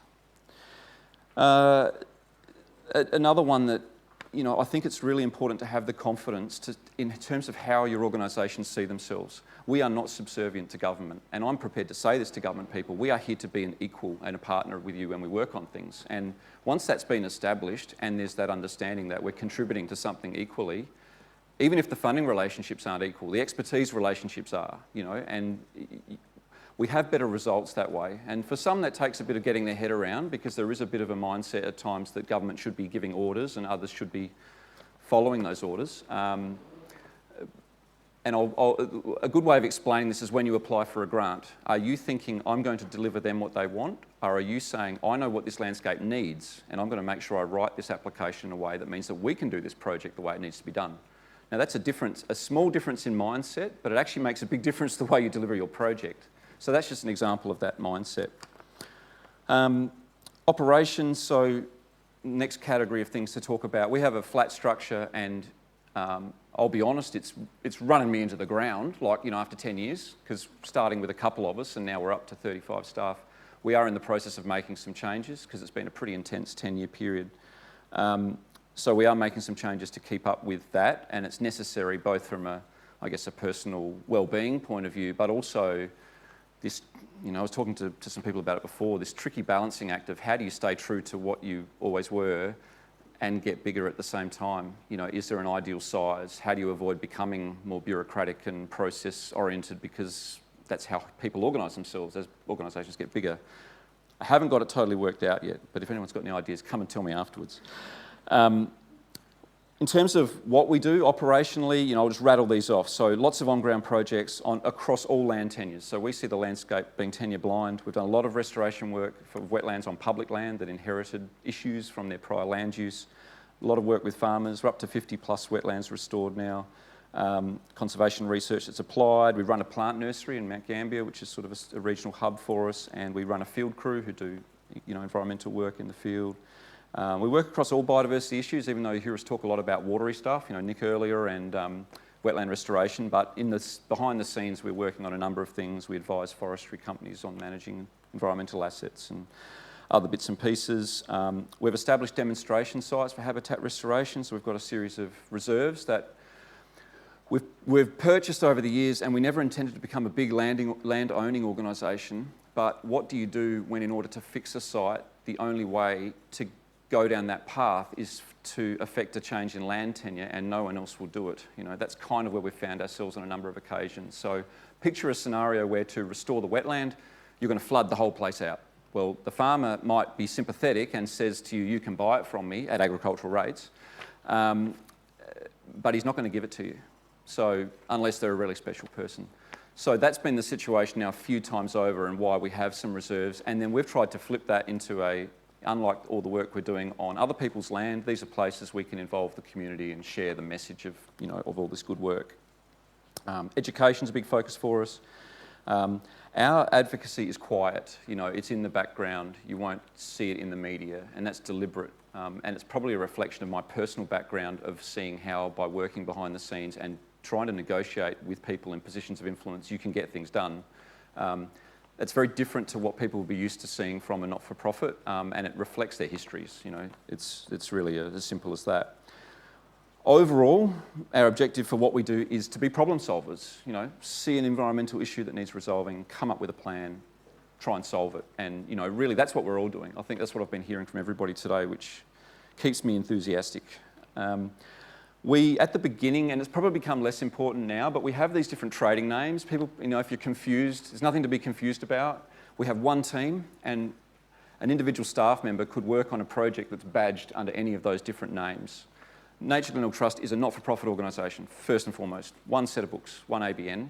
But when we started, we were conscious of not being dismissed as something not significant because they're just a community group or they, you know. And so by having trading names that would put a professional veneer on our work, at the beginning that was quite important. And with Aquasave in particular, that was actually a going concern that was donated to us by Dr. Michael Hammer, who's now in, for those fish people, you know all about Michael. Fantastic guy, and he was leaving South Australia at the time and going to a job up in the Northern Territory where he still is, and he wasn't our committee until recently. He was really happy to see something he'd put his heart and soul into for 10 years go on, and so Nick came across with Aquasave about 6 months in after we started and has been going strong ever since, as you would have heard this morning. Education becoming an increasing focus for us as well. But yeah, they're just badges, just trading names. It's not really, there's no difference or any distinction at our end. How am I going for time? You're fine. Excellent, okay. So funding model wise, at the time when I was thinking about starting Nature Glenelg Trust or something, didn't know what it was going to be called, I'd actually, first trip overseas, I went and gave a talk in Europe, in Prague actually, an international wetland conference about the Piccadilly Ponds project, and it was a really interesting experience. The chance to talk to people from different parts of the world, and one conversation really struck me was with some guys who are working for an organisation called WWT Consulting, which is the consulting arm of the Waterfowl and Wetlands Trust, or is it the other way around, in the UK. Really well-respected organisation, do great work. So big that the consulting arm is effectively a separate entity and it donates its proceeds across. But when I got back, I went and met with some really great people down at Cape Otway that people may have heard of, the Conservation Ecology Centre there, and picked their brains and compared notes, and they were going through the process of actually merging their separate entity into one. And it did strike me that it made sense to have one operation, but to be prepared to bring in work in different ways. So, sure, be a not-for-profit, apply for grants, and they're great because we get to decide what the priorities are and we'll chase them. Secondly, though, we've got this expertise. Maybe we should be available for people to call on us. And sure enough, the phone from, you know, various number of clients will ring with one catch, which is that unlike a regular for-profit consultant, we're not going to guarantee you that we'll say yes. We'll only say yes if we agree with what you want the work done for. So we... I should have said 5. Great. So we... and I'm doing okay, so it'll be all right. Yeah, so we reserve the right not to say yes if the job doesn't fit with our charter, so we don't chase development type jobs. And the third prong is philanthropy, and that took a couple of years to get off the ground just with the paperwork and the business you have to go through to get DGR status, which we got in 2014. So in the 10 years since we started, we just had a look at this the other day actually, we've completed 442 projects with a value of $12 million. We currently have 127 projects underway that team of 35 staff are working on, worth $4 million. Since we got DGR status in 2014, we've received donations of land and cash worth $5.3 million, and we currently have a land asset base with the 8 conservation reserves we have worth about $9 million. So when I read that out, I go, I don't even know how that's happened, to be honest, but if you just get up every day and keep going, yeah, when you look back, you go, wow, we've been busy. Finally, just to finish, in terms of what works for us and what others might want to reflect on with your organisations or with something you're keen to start, because I was discussing this with Sophie before, we can't be everywhere, and one of the things that makes us genuine to the people we work with is that we feel local to them. So national organisations, as great as they are, one of the reasons that I needed to start NGT was because I couldn't get the big organisations working nationally interested in this degraded, temperate part of Australia. So what do? Do you just go, oh, well, it's not that important? Or do you come up with something that's targeted to your area? So it may look different depending on where we are, but I'd love to see a network of similar organisations doing stuff across Australia. But it will take someone a lot of time and energy and effort to set them up. That's the reality. So things that work for us, being passionate. Don't apologise for that. It's okay to care about this stuff. And understanding that worthwhile things are often hard. I'm sure you can all appreciate that from your own experience in life generally. That said, be open-minded, be willing to find common ground with people and in places where you might least expect it. Some of the things we've done deals on over the years, others had assumed it would never be possible, so they never had the conversation. If you go there with an open mind and with the right attitude, then people are often willing to find that common ground with you. It is important to have a point of difference. There has to be something that you are known for that's different to everybody else, because it's a crowded market, let's face it. There's lots of stuff going on out there in the conservation sector, so there has to be something that you're known for being good at. Know your stuff, and there's great knowledge in this room. Don't be shy about sharing it, and then bring people along with you on the journey that you're on. Linked to that is this idea that, you do have to take risks, but they need to be calculated. That just means having really carefully thought through what you're doing, the consequences, the way you're going to go about it. Something I'm really passionate about is taking the time to genuinely read and understand a landscape. And because of this measurement ecology thing, most science-trained ecologists aren't very good at it, let's be honest. Being able to see a place and understand all the things that have been going on and been happening to it for the last 150 years that make it look like it does now that you're there looking at it. Now that's a different skill set, and it means being prepared to read old journal accounts and look up old maps and chase down different resources to just the recent scientific literature, and it takes a shift in mindset. The value of doing that, when you go to talk to the landowners about their area and you show them that you've taken the time to understand its history and you're prepared to ask them about what they know about it and it all starts to fit together, you will get better results, guaranteed. It's also linked to this idea of understanding ecological drivers and how to create self-sustaining change. Last couple of things, I know I'm probably really close now to time. We have to motivate and inspire people, and so how do we do this? Now, the way we've chosen to do this at NGT, our primary mechanism for this, if you haven't signed up to it, I'd encourage you to sign up to our monthly email newsletter. That's our primary messaging platform for letting people know what we're up to. And people really respond well to material that is written as first-hand accounts by people doing stuff. It hasn't gone through the media advisors and been watered down and been made, so simple that it has to be, like newspaper kind of content. We've found this is a fantastic platform to build from. That's built this trust we have with people that work with us. And as I was explaining earlier, I guess just my final comment is science has to underpin all of this, and I'm really passionate about that, but equally passionate about realising, and we have to be smart enough to understand that science alone is not the answer. We have to find a way to take that and inspire people with it. So on that happy note, thank you for listening, and enjoy the rest of your afternoon. Join me in thanking Mark. Right. It was excellent. So we've come to the end of this particular part of the session, and I'm sure you've all got stacks of questions. We can use this afternoon tea time to corner the presenters, or you can wait until the panel session at the end of this. So thank you very much for your attention.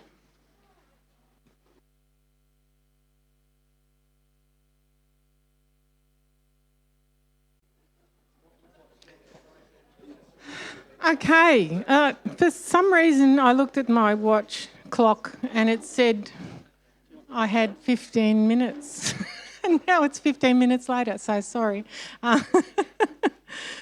Okay, I hope everyone enjoyed their afternoon tea. We've still got a couple more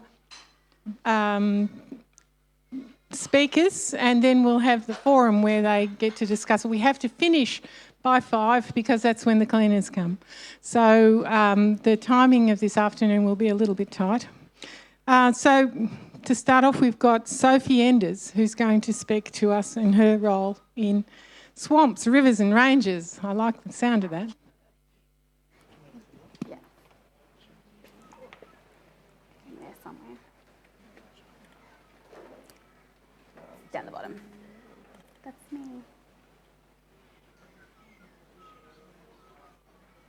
It's just side key. Beautiful. Cool. Thanks, Michelle. So as Michelle said, I'm Sophie Enders. I'm the project coordinator for Swamps, Rivers and Ranges. And I'm going to tell you a little bit about who we are as a group. We're relatively new compared to many of the speakers today. We've only been around for about 7 years.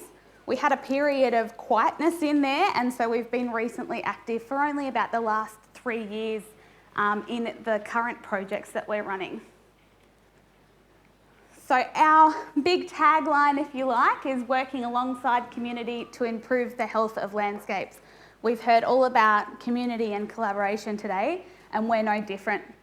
So we're community driven, that grassroots level, and landscape scale focused. And we exist to make positive, and I want to highlight the word positive because positive can mean so many things for the environment, but it's about moving forward or helping and making contributions and enhancing the natural environment of our region being on a CMA map the northeast, but with flexible boundaries. So we certainly have collaborations and projects that dip outside of that boundary, but to give us a focus, we're the northeast CMA region. We look to fill strategic gaps and apply a long-term perspective, and as I said, at that broad landscape scale. So a couple of years ago, we went through the process of identifying a strategic plan for the next 5 years. We found that a really valuable process, mainly in identifying our aims, our vision and our objectives. We've got so many fantastic groups that fill different niches and different roles in the northeast, and it was really important in identifying where we sit for us as to what our niche was, what value we could add, and not reinventing the wheel. So we've got fantastic groups like Landcare that are doing really important on the ground and at that grassroots level projects and initiatives and delivering. So it was really important for us to identify where our spot was, not to step on any toes or reinvent wheels. We aim to initiate, enhance and collaborate with community efforts. So we want to make things more, make things better in enhancing, conserving and restoring healthy landscapes. As I said, we're that grassroots. We do work with so many different groups, organisations, from private landowners. We work with NECMA Parks, and I'll talk more about some of our partnerships a little bit later. But all with that aim to improve the health of landscapes. When we say landscapes, we're talking about all the things within them as well. So that could be bird species, mammal species, plant species, or just general ecosystem function. And I think that another one of the key aspects is working alongside existing groups. We've got some really long-term functioning groups in our region, so it's not to discount the knowledge and the experience that they've had, just to help value add and help extend those efforts within our own projects as well, but through collaboration. These are just some of our objectives. We've got a beautiful long objectives and vision document that I won't bore you with, so just some things here. We've got a strong focus on monitoring and research projects, but with that community involvement, so using citizen science and with the intention for those to be long scale or for the data to contribute to bigger data pools and bigger efforts. One of our primary projects is our long-term monitoring of birds. That's one of the ones that has occurred for that 7 years I talked about, rather than the newer 3-year period of Swamps, Rivers and Ranges. We think it's really important, the second last doc point, to talk about communication around NRM issues. So not just doing the monitoring, but communicating that. Not just talking to communities, but communicating about these NRM issues and the things that are affecting our whole region. And just to drive it home in that last dot point, that landscape wide. So we're not talking about just Winton Wetlands, because Winton Wetlands has got its own function. We're talking about how does Winton Wetlands and the efforts here sit within the region, and how can we extend that. So just some pictures, because pictures are nice after the afternoon session. So I'll just talk about some of the projects and areas that we're currently focused on. As I said, being only sort of in the 3 to 4 years, we are relatively new. We are growing and gathering steam quite quickly, but these are some of our silos that we try and include in our projects. So we look at engagement and education. We've been working in a partnership with Parks in the Warby Ovens National Park, and you'll see that some of these go across a few. So we're monitoring bird species up in the Warbies, but then we've got an engagement and education element to that as well. So it's not just doing the monitoring, it's teaching others how to monitor, it's looking at that data and what does it mean, it's using it as a tool. We've been working on monitoring some mammal and bird species post the Carbor Abiard bushfires. Same thing, we've also in that project got an education and engagement aspect to it. So it's not just doing the monitoring, but it's learning from it and it's engaging new people and existing volunteers and existing networks in, well, what did we learn? What did we find? How can we use that?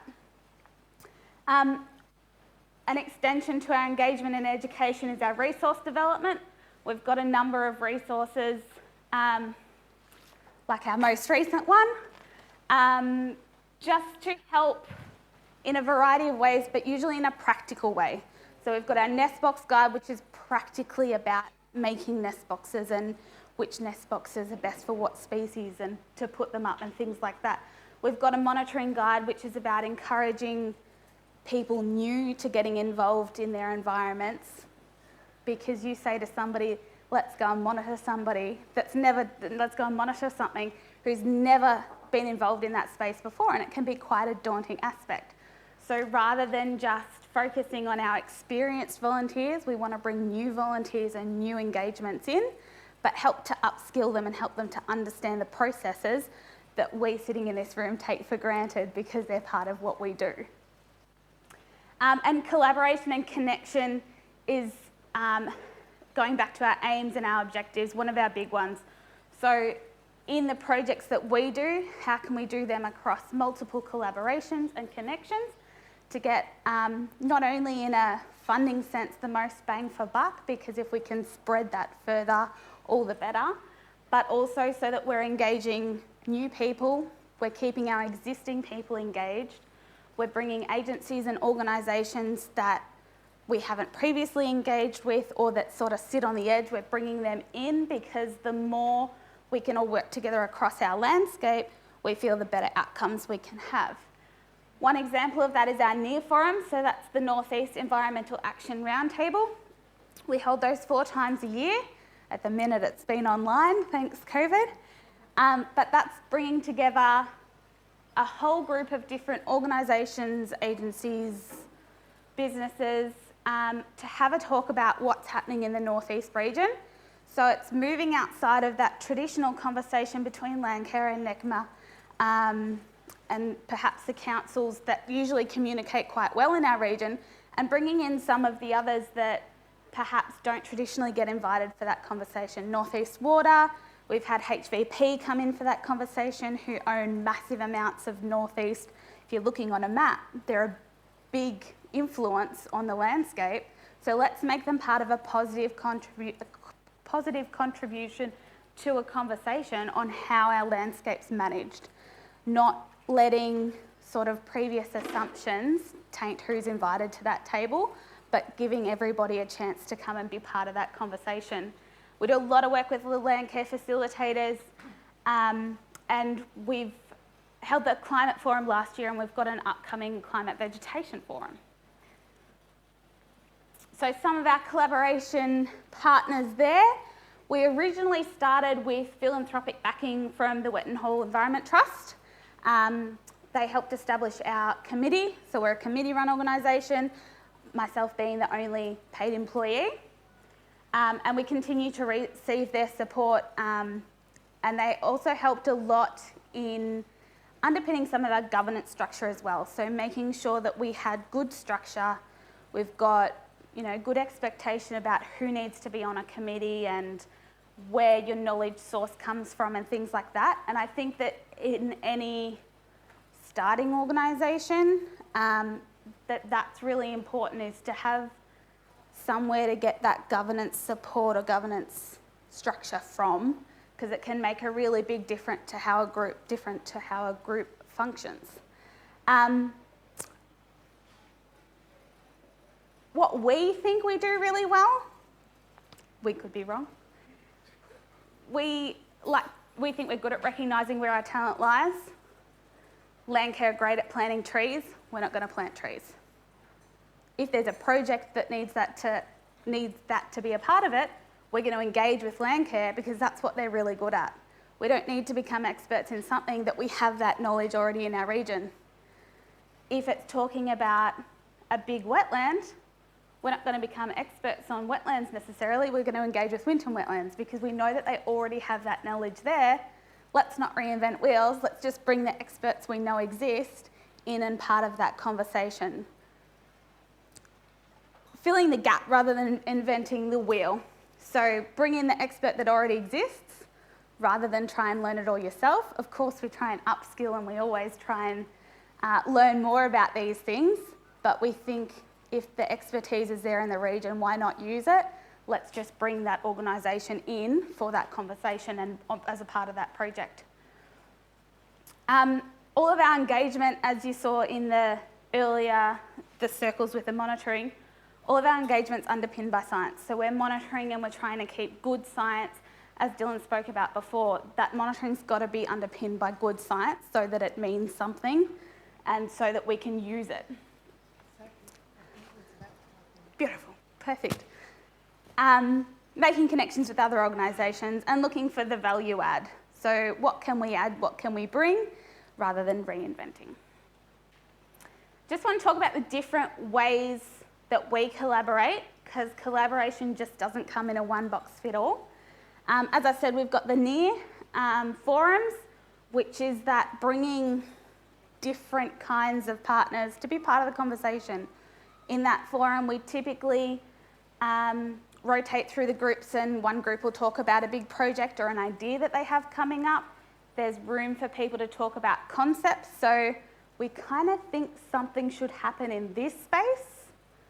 Who wants in? And then we see these fantastic connections like, yeah, we've worked on that before. We can come in on that conversation, or we actually have a really good contact who knows about turtles or fish. We've got all the contacts for freshwater fish now. But in being part of that one conversation in that one room, rather than one organisation trying to achieve these big projects, we've got 10 organisations that are now value adding to it. We have got formal contracts, so things like our partnership with Parks Victoria, we've got a formal contract in place for that arrangement for our monitoring there. We value add to bigger projects, so we do a monitoring and an engagement section of the Bush for Birds project, which is a NECMA project, which is quite large and across 4 years. We add one section to that. We have partnerships, things with CSU and La Trobe, which are informal or formal partnerships. And it all comes back to collaborating in whatever form it needs to be for that bigger reach, for the bigger outcomes, taking the ego out of it and making sure that it's for the benefit of the region, the ecosystems, the organisms and things in it, not just what are we hoping to achieve, but keeping that in mind as well. And that's me.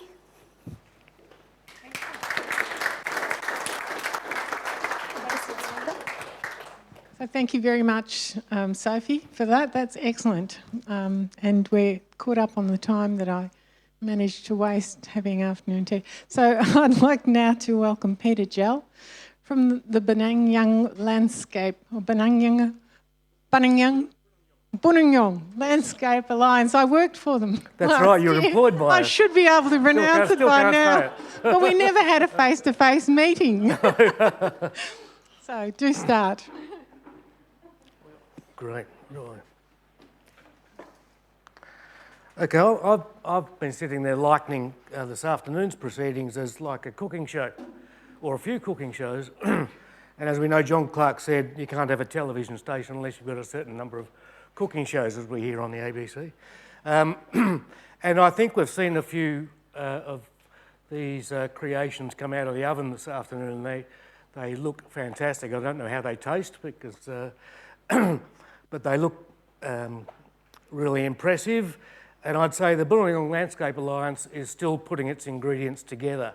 And we haven't got one we prepared earlier to show you, but never mind. We think we're heading on the right track. The benefit is we can taste everybody else's cooking and see whether what they've done so far is helpful to where we're going. Right. So we're working in the Ballarat space. The Bunurong name is the Wadawurrung word for Mount Buninyong. So we're effectively the space that is within the view field of the volcano in our midst in Ballarat, or one of the volcanoes in our midst. And we've chosen the Moorabool, Lee and Wodie catchments because three of our main groups are the catchment groups of those which coordinate the land care group. So we've got a strong land care emphasis, or genesis effectively, and you can see those three catchments there. The Moorabool Lee in the picture is the middle one, the Moorabool to the east closer to the Geelong, and the Wodie-a-Loke to the west. So our logo shows the three rivers and Bunjil, who is the one of the main features of the traditional owner heritage. And of course we've got a vision statement and a mission statement because we've got that far and we have to show you what that is, but I think it probably draws on many of the mission and vision statements that we've heard this afternoon. I think there's incredible parallels of these emerging communities of practice in terms of what we saw 10 or 12 years ago, a certain degree of impatience, I suspect, and the need to scale up. And I think we're seeing this happening, bursting across the landscape today.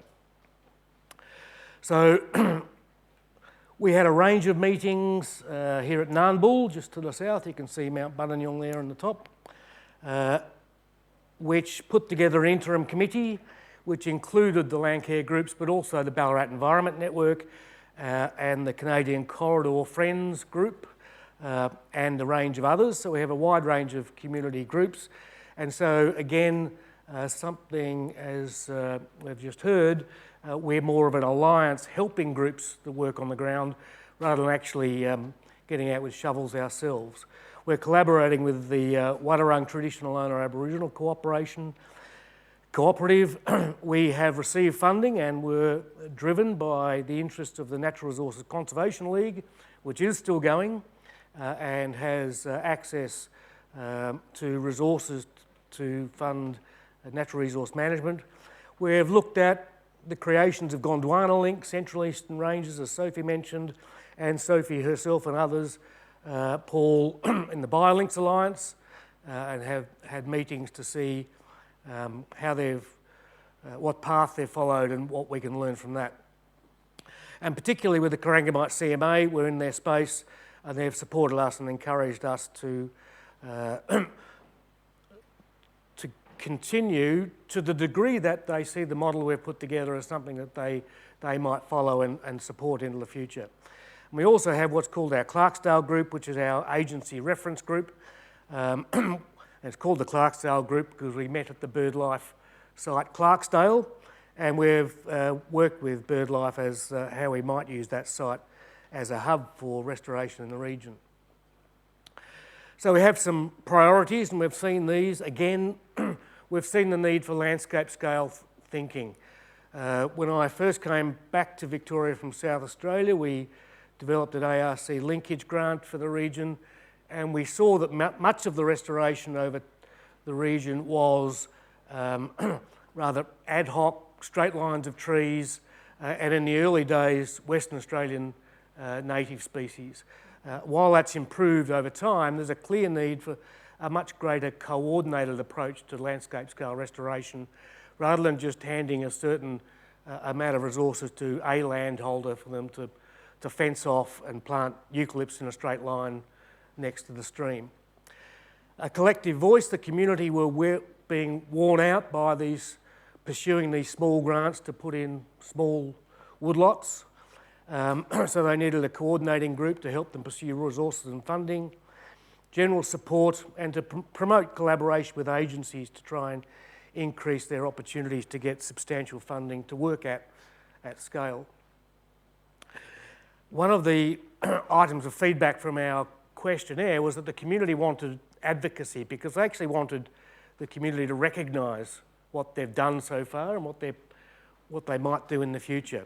And this more recently has played out in our participation and launch of the film The River Moorabool, a 45-minute film that you can access, which is a fantastic effort to try and get more environmental flows down the Moorabool River. So if you're interested in the condition of the Moorabool River, it's been very successful already under the Swiss, because we've managed to get another 5 megalitres allocated since this film came out. So these sorts of things can be very influential in the sort of local politics of your site. So we've established a sort of a structure with a reference group, and we've identified ourselves as an overarching group, not wanting to take the space that Landcare groups already hold. So who have we been talking with? Whose cooking have we been tasting? Natural Resources Conservation League has been our main partner, the Corangamite CMA, and how they've gone about what they're doing. The BioLinks Alliance, and I've been along to BioLinks forums and discussed with Sophie and others how we might position ourselves, and I'm comforted to see Sophie's green patch included our patch. With Federation University, with potential research partners within our patch, and at Federation University is CERDI, who runs NRM portals and potential website services.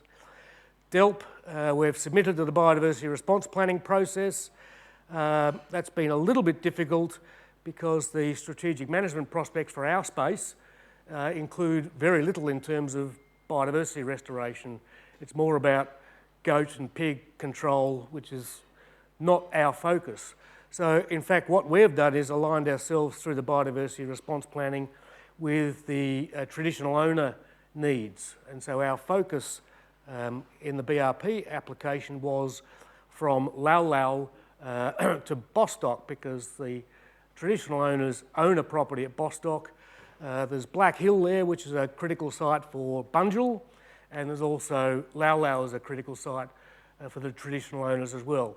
And they've got an important focus on waterways, so we're focusing on the Moorabool waterways, to the point that they're, and if you've seen some of our rivers, to the point that their landscape plan target for 2030 is that they will be able to drink from the rivers that drain our sites. And if you've seen both the Lee and the Moorabool, I wouldn't be doing that just at the minute.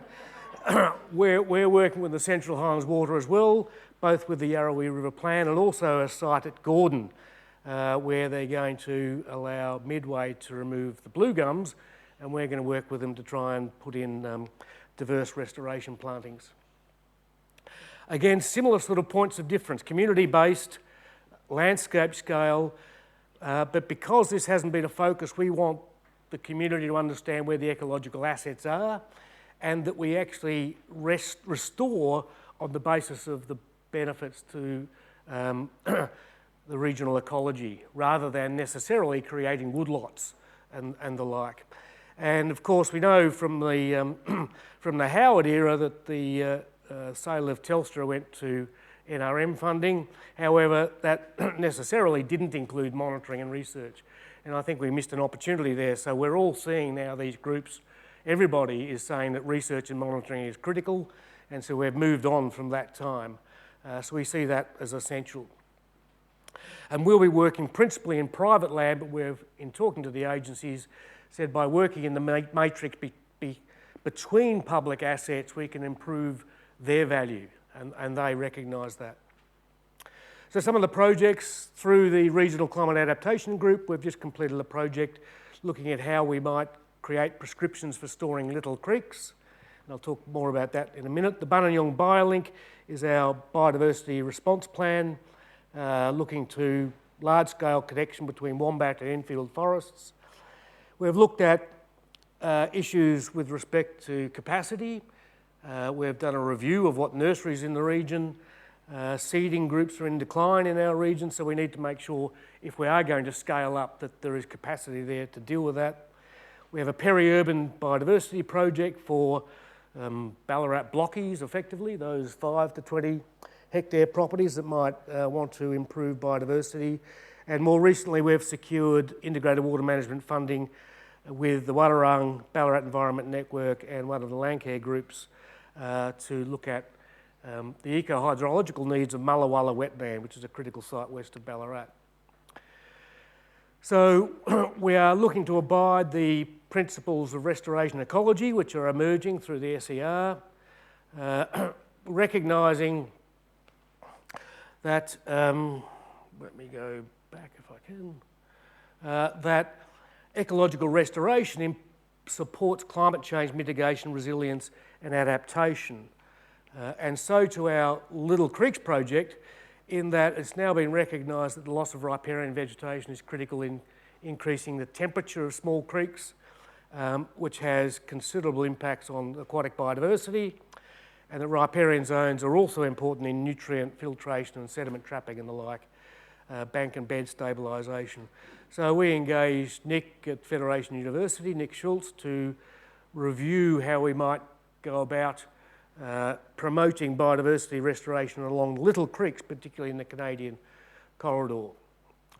And this is following on from an NCARF project in Western Australia, which looked at the importance of small tributary streams in managing the condition of larger streams more broadly.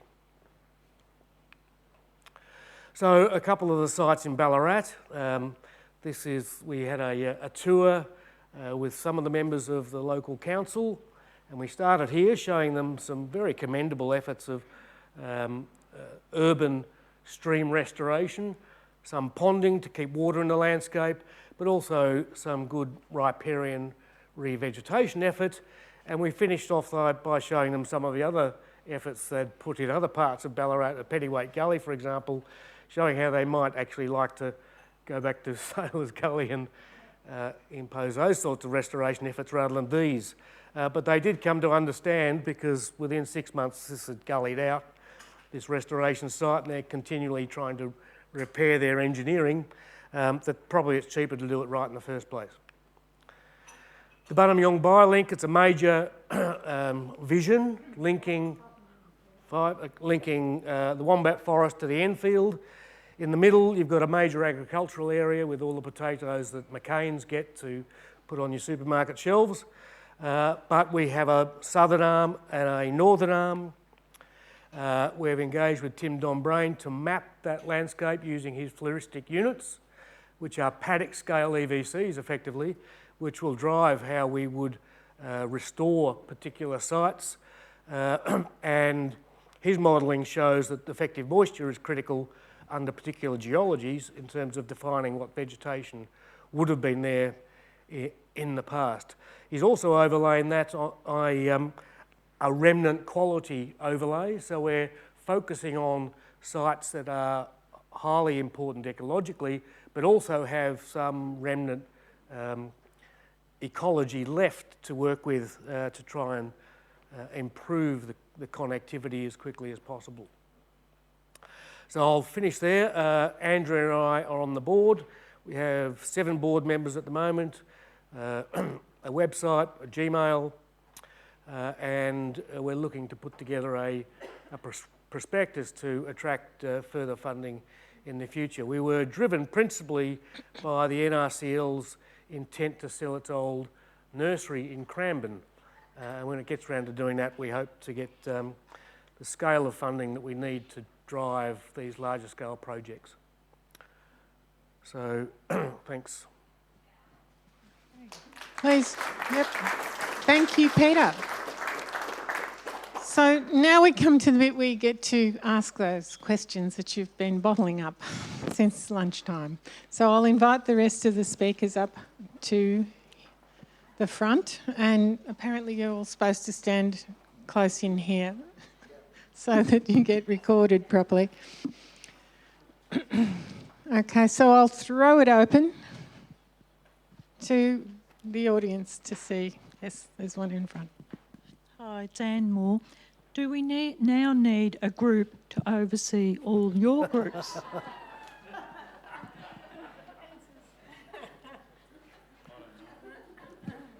I think from watching everybody else's presentation says that all our key takeaways were pretty well aligned, and that we're doing things pretty similarly in terms of our structure and the outcomes that we're trying to provide, mainly around making other organisations and authorities in our immediate areas do their jobs more efficiently or better. So I don't want to complicate it that far. We're all got little regional areas and quite separated with different values and things we're trying to address. So perhaps not at this stage, but I mean, we collaborate anyway. We had, for an example, Swamps Rivers Rangers setting up the Carboy Abbey Yard monitoring project contacted us to see what we'd been doing with cameras, and we provided some advice on the type of camera and how we install them and types of monitoring protocols. So I think we're pretty good at collaborating. I don't know if we need an oversight group, although having said that, your organisation's part of the Great Eastern Rangers and so is mine, and so I think they probably see themselves as a mega coordinator, playing a developing role in linking. But I think we need a community of practice amongst ourselves. I mean, rather than a oversight group, more interaction, because this is a new way of sort of progressing conservation, and it's we've got a lot. I had got so much out of today's forum, hearing what you guys are all doing and what have you, and I think that there's real space for a proper community of practice against these emerging sort of community-led conservation organisations. Can I be controversial?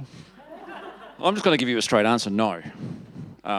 Because I actually think, and that last comment from Sophie was spot on, I left government to get away from too many layers and bureaucracy, you know, like... Oh, was that? That was tongue-in-cheek. There you go. But I think what's at the bottom, like if you look behind that question, what you're driving at, which is an important thing for us to all think through, is scale. You know, what scale are we working at? And while it's great to have the big picture visions, I've been to a lot of workshops over the years with people who can't point to the place on the map where you're actually going to do the work. And at the end of the day, all action is local. So it means you have to talk to a farmer or, you know, somebody and go out there and find a place on the ground where you're going to do things. And so my nervousness about us making ourselves subservient to too many layers, and we're proudly independent and going to stay so, is that we know our landscape pretty well and we're happy to work with others to fix stuff. But the idea of, always needing to look somewhere else to tell us what to do, that's almost the opposite of why we started, if that makes sense. So, yeah, but it's... Sorry? Yeah, that in terms of today has been fantastic. I mean, look at the great work that's being done, and it's nice to not feel alone, right? Yeah, we're all in this together. Thanks. Hey, there's a question there. Sophie Bickford, my name's Mark Toohey, I'm from the Bendigo Council. How much buy-in are you getting in from local government? I asked the question because you haven't talked to me. Is there some disconnect? Okay. Look, more and more buy-in with council, and in fact Bendigo funded that Heathcote local to landscape planning process, which is then turned into the, you know, sort of phase one development of these pilot projects and stuff. And we're talking with Bendigo about an ongoing partnership relationship, you know, in delivery of that. Been a few changes in your environment group, so we sort of put a proposal and then it's, you know, tried to do a handover and it's gone straight back to like it never existed, and we're starting from scratch again. But in the Macedon region, we're working with Macedon Shire a little bit more, you know, baby steps at this stage, but I see council as really important collaborators. Like, you know, Dylan, sounds like you've got really, really beneficial kind of working relationships with your local shires. And I certainly see collaborations emerging around landscape projects and with multiple shires across the area working in, yeah. Thanks. I might comment as well. In our early days, where we thought tourism was the driver for us to be economically viable, we actually had Wang Council and Benalla Council on our committee. It didn't really yield a lot of fruit, so they're no longer represented, but we keep them informed. But now that our focus is much more on the ecological renewal and so forth, and I think we're being better understood, and climate change is being pumped into the heads of councillors, I think there is an emerging interest in what we do and a greater sense of wanting to be part of what we're on about. Okay, another question far over there. Mark, just a question for you about working for government and escaping bureaucracy. How do you do that? Because it's still there. Even when you're working out on your own or got your own business, that level is still there. You're right, it is. Thank you. We encounter it in different ways and in different places, but all I would say is that for an equal amount of effort, we get more done, because there are, just in terms of where the barriers are and how long they take to navigate, we are in when you're outside the system, you're in a better position to navigate some of those things that I feel, and I feel for people in the system who are genuinely batting their heads against those barriers, because they can be really hard to work around when you're in, and a lot of the bureaucracies have set themselves up with very hierarchical chains of command. So, conversations that, I'll relay you a funny story. I won't name any of the people involved, but I went to call a meeting with some different players in Canberra, and people came out of the lift or whatever, and we went into the room and had a good chat, or we're about to have a good chat. Everyone was introducing themselves, and I said, do you guys not know each other? Like, we were talking about an issue that you would have thought would have brought them together before then. They'd never met before, and they're working in the same building. So that's the type of thing I'm talking about. We can be the grease in the wheels, organisations like ours, because you can dip in and out of those bureaucracies wherever you need to talk to the right people, to help them by joining them up. So you have to put the work in, but from my perspective, that's how we can get things done quicker than some of the people who find themselves in the system can. And we actually need to work together with them, so yeah. Who's next? Yes.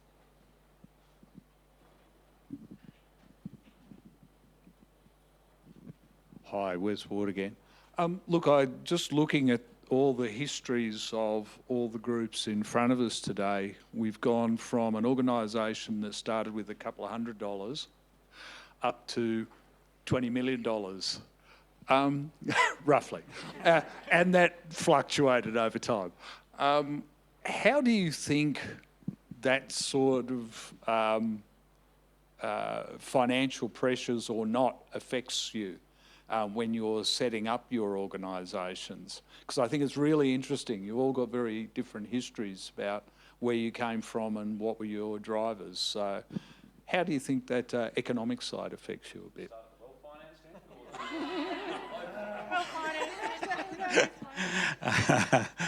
Well, I think we started in a very political position. We had the wall being breached, we had protests, and we had a government trying to placate a local community. And 17 million plus 3, possibly, seemed like a lot of money. And it did to us. We also had some guiding documents that we believed would get us financially viable through the visitor economy.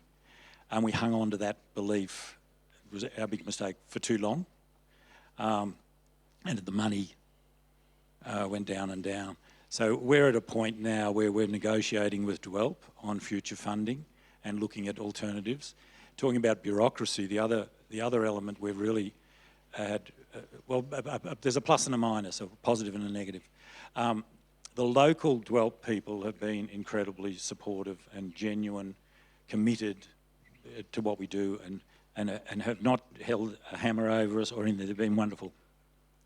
But when you ask them to do something, you'll have a really great meeting, and then they disappear down the burrow of their bureaucracy, and we've got to wait and wait and wait for it to go up and up and up and up and up, and then back and back and back and back for an answer. and we've gone through something like three or 4 years, I think, of negotiating approval for the solar farm, and the solar farm is integral to our financial viability, and we're in this position partly because that took so long. When you start with nothing, I mean, perhaps to my detriment, I'm sometimes probably behaving still like we've got nothing, because I remember what that felt like. I think that it may have been a curse to have been given a big wad of money to start with in a way. I mean, I'd take it if you gave it to me, but if you gave me $20 million now, it'd go straight in our foundation, and I'd be deriving $1 million guaranteed endowment every year from here on to run everything we do. And that was a decision point that they could have had right at the beginning, but because there's all this pressure to be seen to be doing stuff, no one would have wanted them to put, I'm rounding it up to 20, but to put all that money to one side, and then you build a program around what you can do sustainably. Interestingly, now all these years later, that's basically what the solar farm's going to do, is create a sustainable revenue stream of that sort of magnitude. So yeah, but because we started the way we did, I wouldn't be out just rushing to spend it on something, because I'm conscious that we've got to be able to sustain what we've started. Yeah. I think we had an element of seed funding to us in my role, but our projects and our efforts have all needed to be grant funding and contract funding. And I think similar to what Dennis said, there's pros and cons. The pro being that it makes you more creative, it makes you seek out more collaboration, more contacts, more connections, because you have to get that more funding and that next person that's going to help you, springboard the next bit of funding. So I think to look at it in a positive light, it makes you get out there more and make more connection.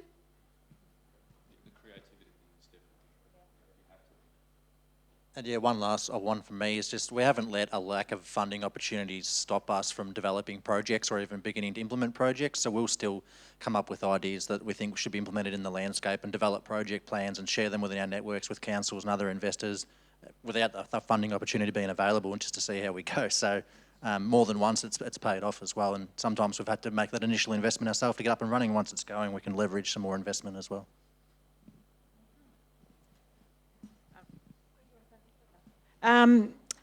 Someone told me at the start when we first started, you need to, if you're going to do a large landscape project in this space, you start with a huge pot of money because it's going to take years and years and years and years, and you're trying to do capacity building and it's not necessarily going to be...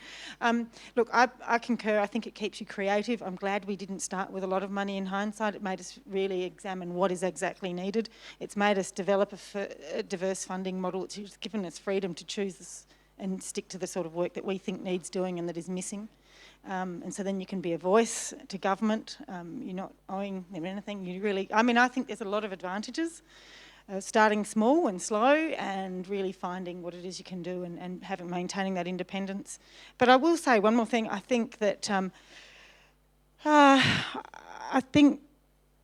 scale of what we need to do, it's quite huge, and I don't think we should be shy in being very loud about the fact that it needs funding. What we're doing is really, really important, and we shouldn't undervalue it. And at some point, I think, I hope society recognises that, this is a really important thing that needs, public investment. And it's off skew on the question, but and I think that's where, if we're talking about a community of practice and what the sort of things that we should be doing together, I think is getting together and being that voice to government, because we are independent and we can say, this is the sort of thing that needs to be funded, this is what it costs, this is what you could invest in, and you should be investing in. And I think a collective of voices with those sort of messages would be obviously much more powerful than individual and their needed voices. Yeah.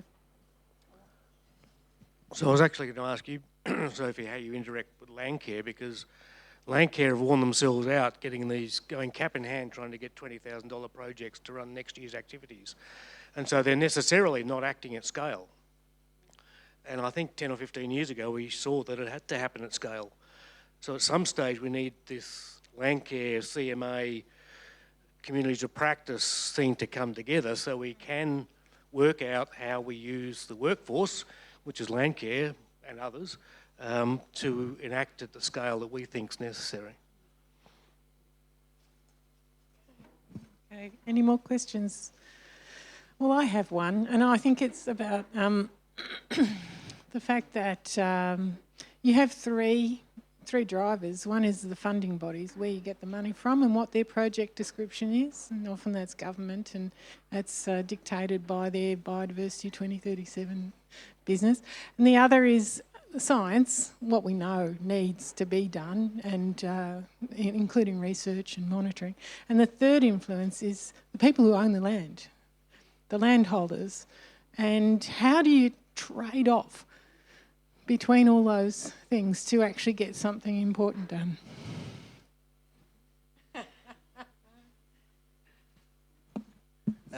We've had a couple of interesting experiences with private landholders, and 90% are more than willing to participate in our program. And there's some of them, when we explain what we do, don't want us on their properties because they don't want a threatened species record on their property because they're in that proposed development area.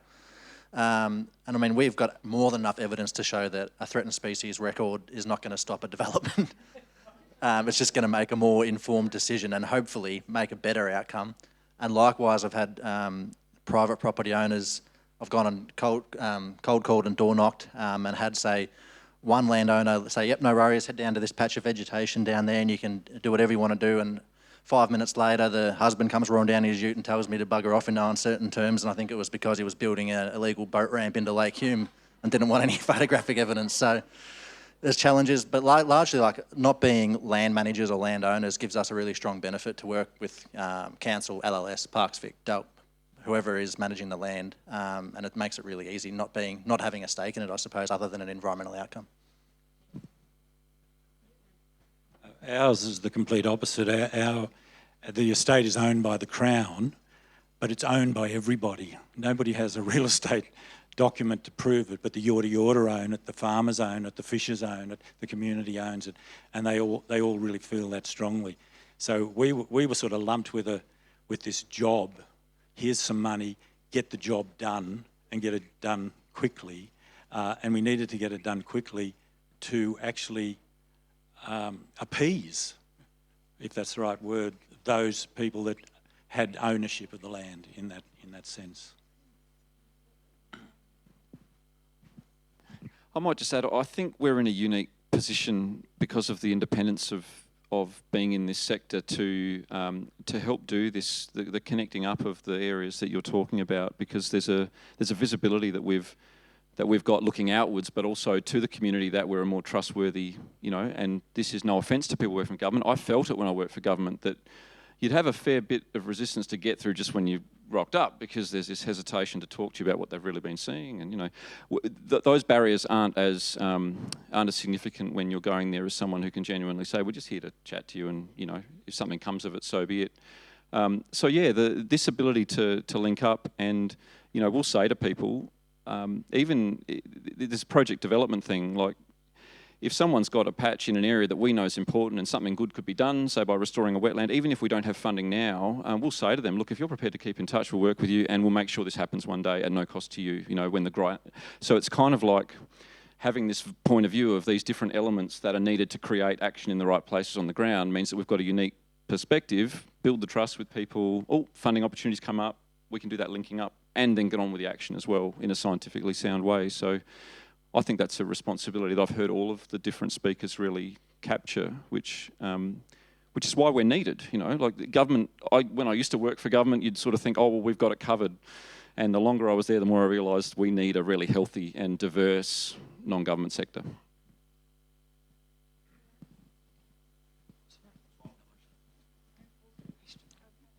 Paul's got a question. Yeah, just a quick question. Like, I think that approach of having good connections with landholders and being able to read the landscape and help people understand it and achieve goals when funding comes along is a great model. But I would sort of put the question back to you and say, well, say in 10, 15 years' time when that property has been sold to someone else and they come along with a tractor and crop that, drain that wetland again or remove that land care, planting or restoration work again, to what extent do we need to think strategically about securing the investment that we make as a community towards conservation, so that it's a cumulative, iterative improvement rather than just going around in circles? I think that's where your collaborations and your partnerships comes in. So if something's happening on land, it's touching base with Trust for Nature or local council to make sure that those protections or that long-term conversation is had, and that knowledge isn't just a conversation between you and the landowner, but that there's a number of different agencies that have buy-in on that outcome, so that, yeah, the property gets sold in 5 years' time. All right, well, Trust for Nature have had a covenant put on it, so it's protected. Or the local council know what's happening there, so they can have that conversation with the new landowner, and that knowledge is retained beyond that, like, one property to one agency conversation. Yeah, you raise a really interesting question, and we've agonised over this at times with programs that we apply to bring funding in to fix things, because everybody wants the permanent protection outcome ultimately. Like, that's best case scenario. The problem that we have is that the building the trust thing with a landowner necessitates not raising it when you first meet them. Otherwise you're in the same category as the government people aren't trusted. So it's a really interesting line that we need to walk with people, and for me it's just, this is the importance of maintaining the connection with them over time, so that hopefully when the property, their circumstances change, the property might be sold. If you've been in contact and they've come to love that area, then that conversation can happen about, let's make sure this can't be undone by the next person. But I am really adamant that it's dangerous to go in with a mindset that it has to be done on day one, because you'll turn a lot of people away. Just in terms of native veg, particularly in Victoria and the regulations, there's a lot of exemptions applicable to make sure there's not a planning permit required for vegetation removal. And so a lot of our sites are revegetation plots, and we've detected gliders in them, which we hope will inform councils to put some more provisions on that and not use their exemptions to go and bulldoze it. And we've had a recent example around Wodonga where a 5,000 tree plantation was scheduled to be removed, which could have been done without a planning permit or any controls at all. And because of the records that we'd supplied to council, they retained some hollow-bearing trees and engaged us to do fauna salvage work, and we relocated a couple of squirrel gliders and 9 brushies when otherwise that wouldn't have happened at all. So the result's not great that it was removed, but that small impact and the data being used was pretty valuable for us. Yeah, in Ballarat we have places that have both a koala overlay and a fire overlay, and the fire overlay wins. So if you've got a property that has trees near the house, then the trees have to go, irrespective of whether they've got koalas nearby. So we still need to educate our council to a degree of the benefits of restoration. I don't have anything to comment. Yeah, that's what yeah. My wife's actually a counsellor, so I'll have a chat when I get home. But my understanding is most of the regulations are set at the state level, yeah, and there's very little discretion, which really drives some environmentally minded councillors nuts. Okay, in relation to that, have some input when they do these reviews of the acts. Tell them how they're not working, I think, is important as well. Okay, well, we've reached the end of our day.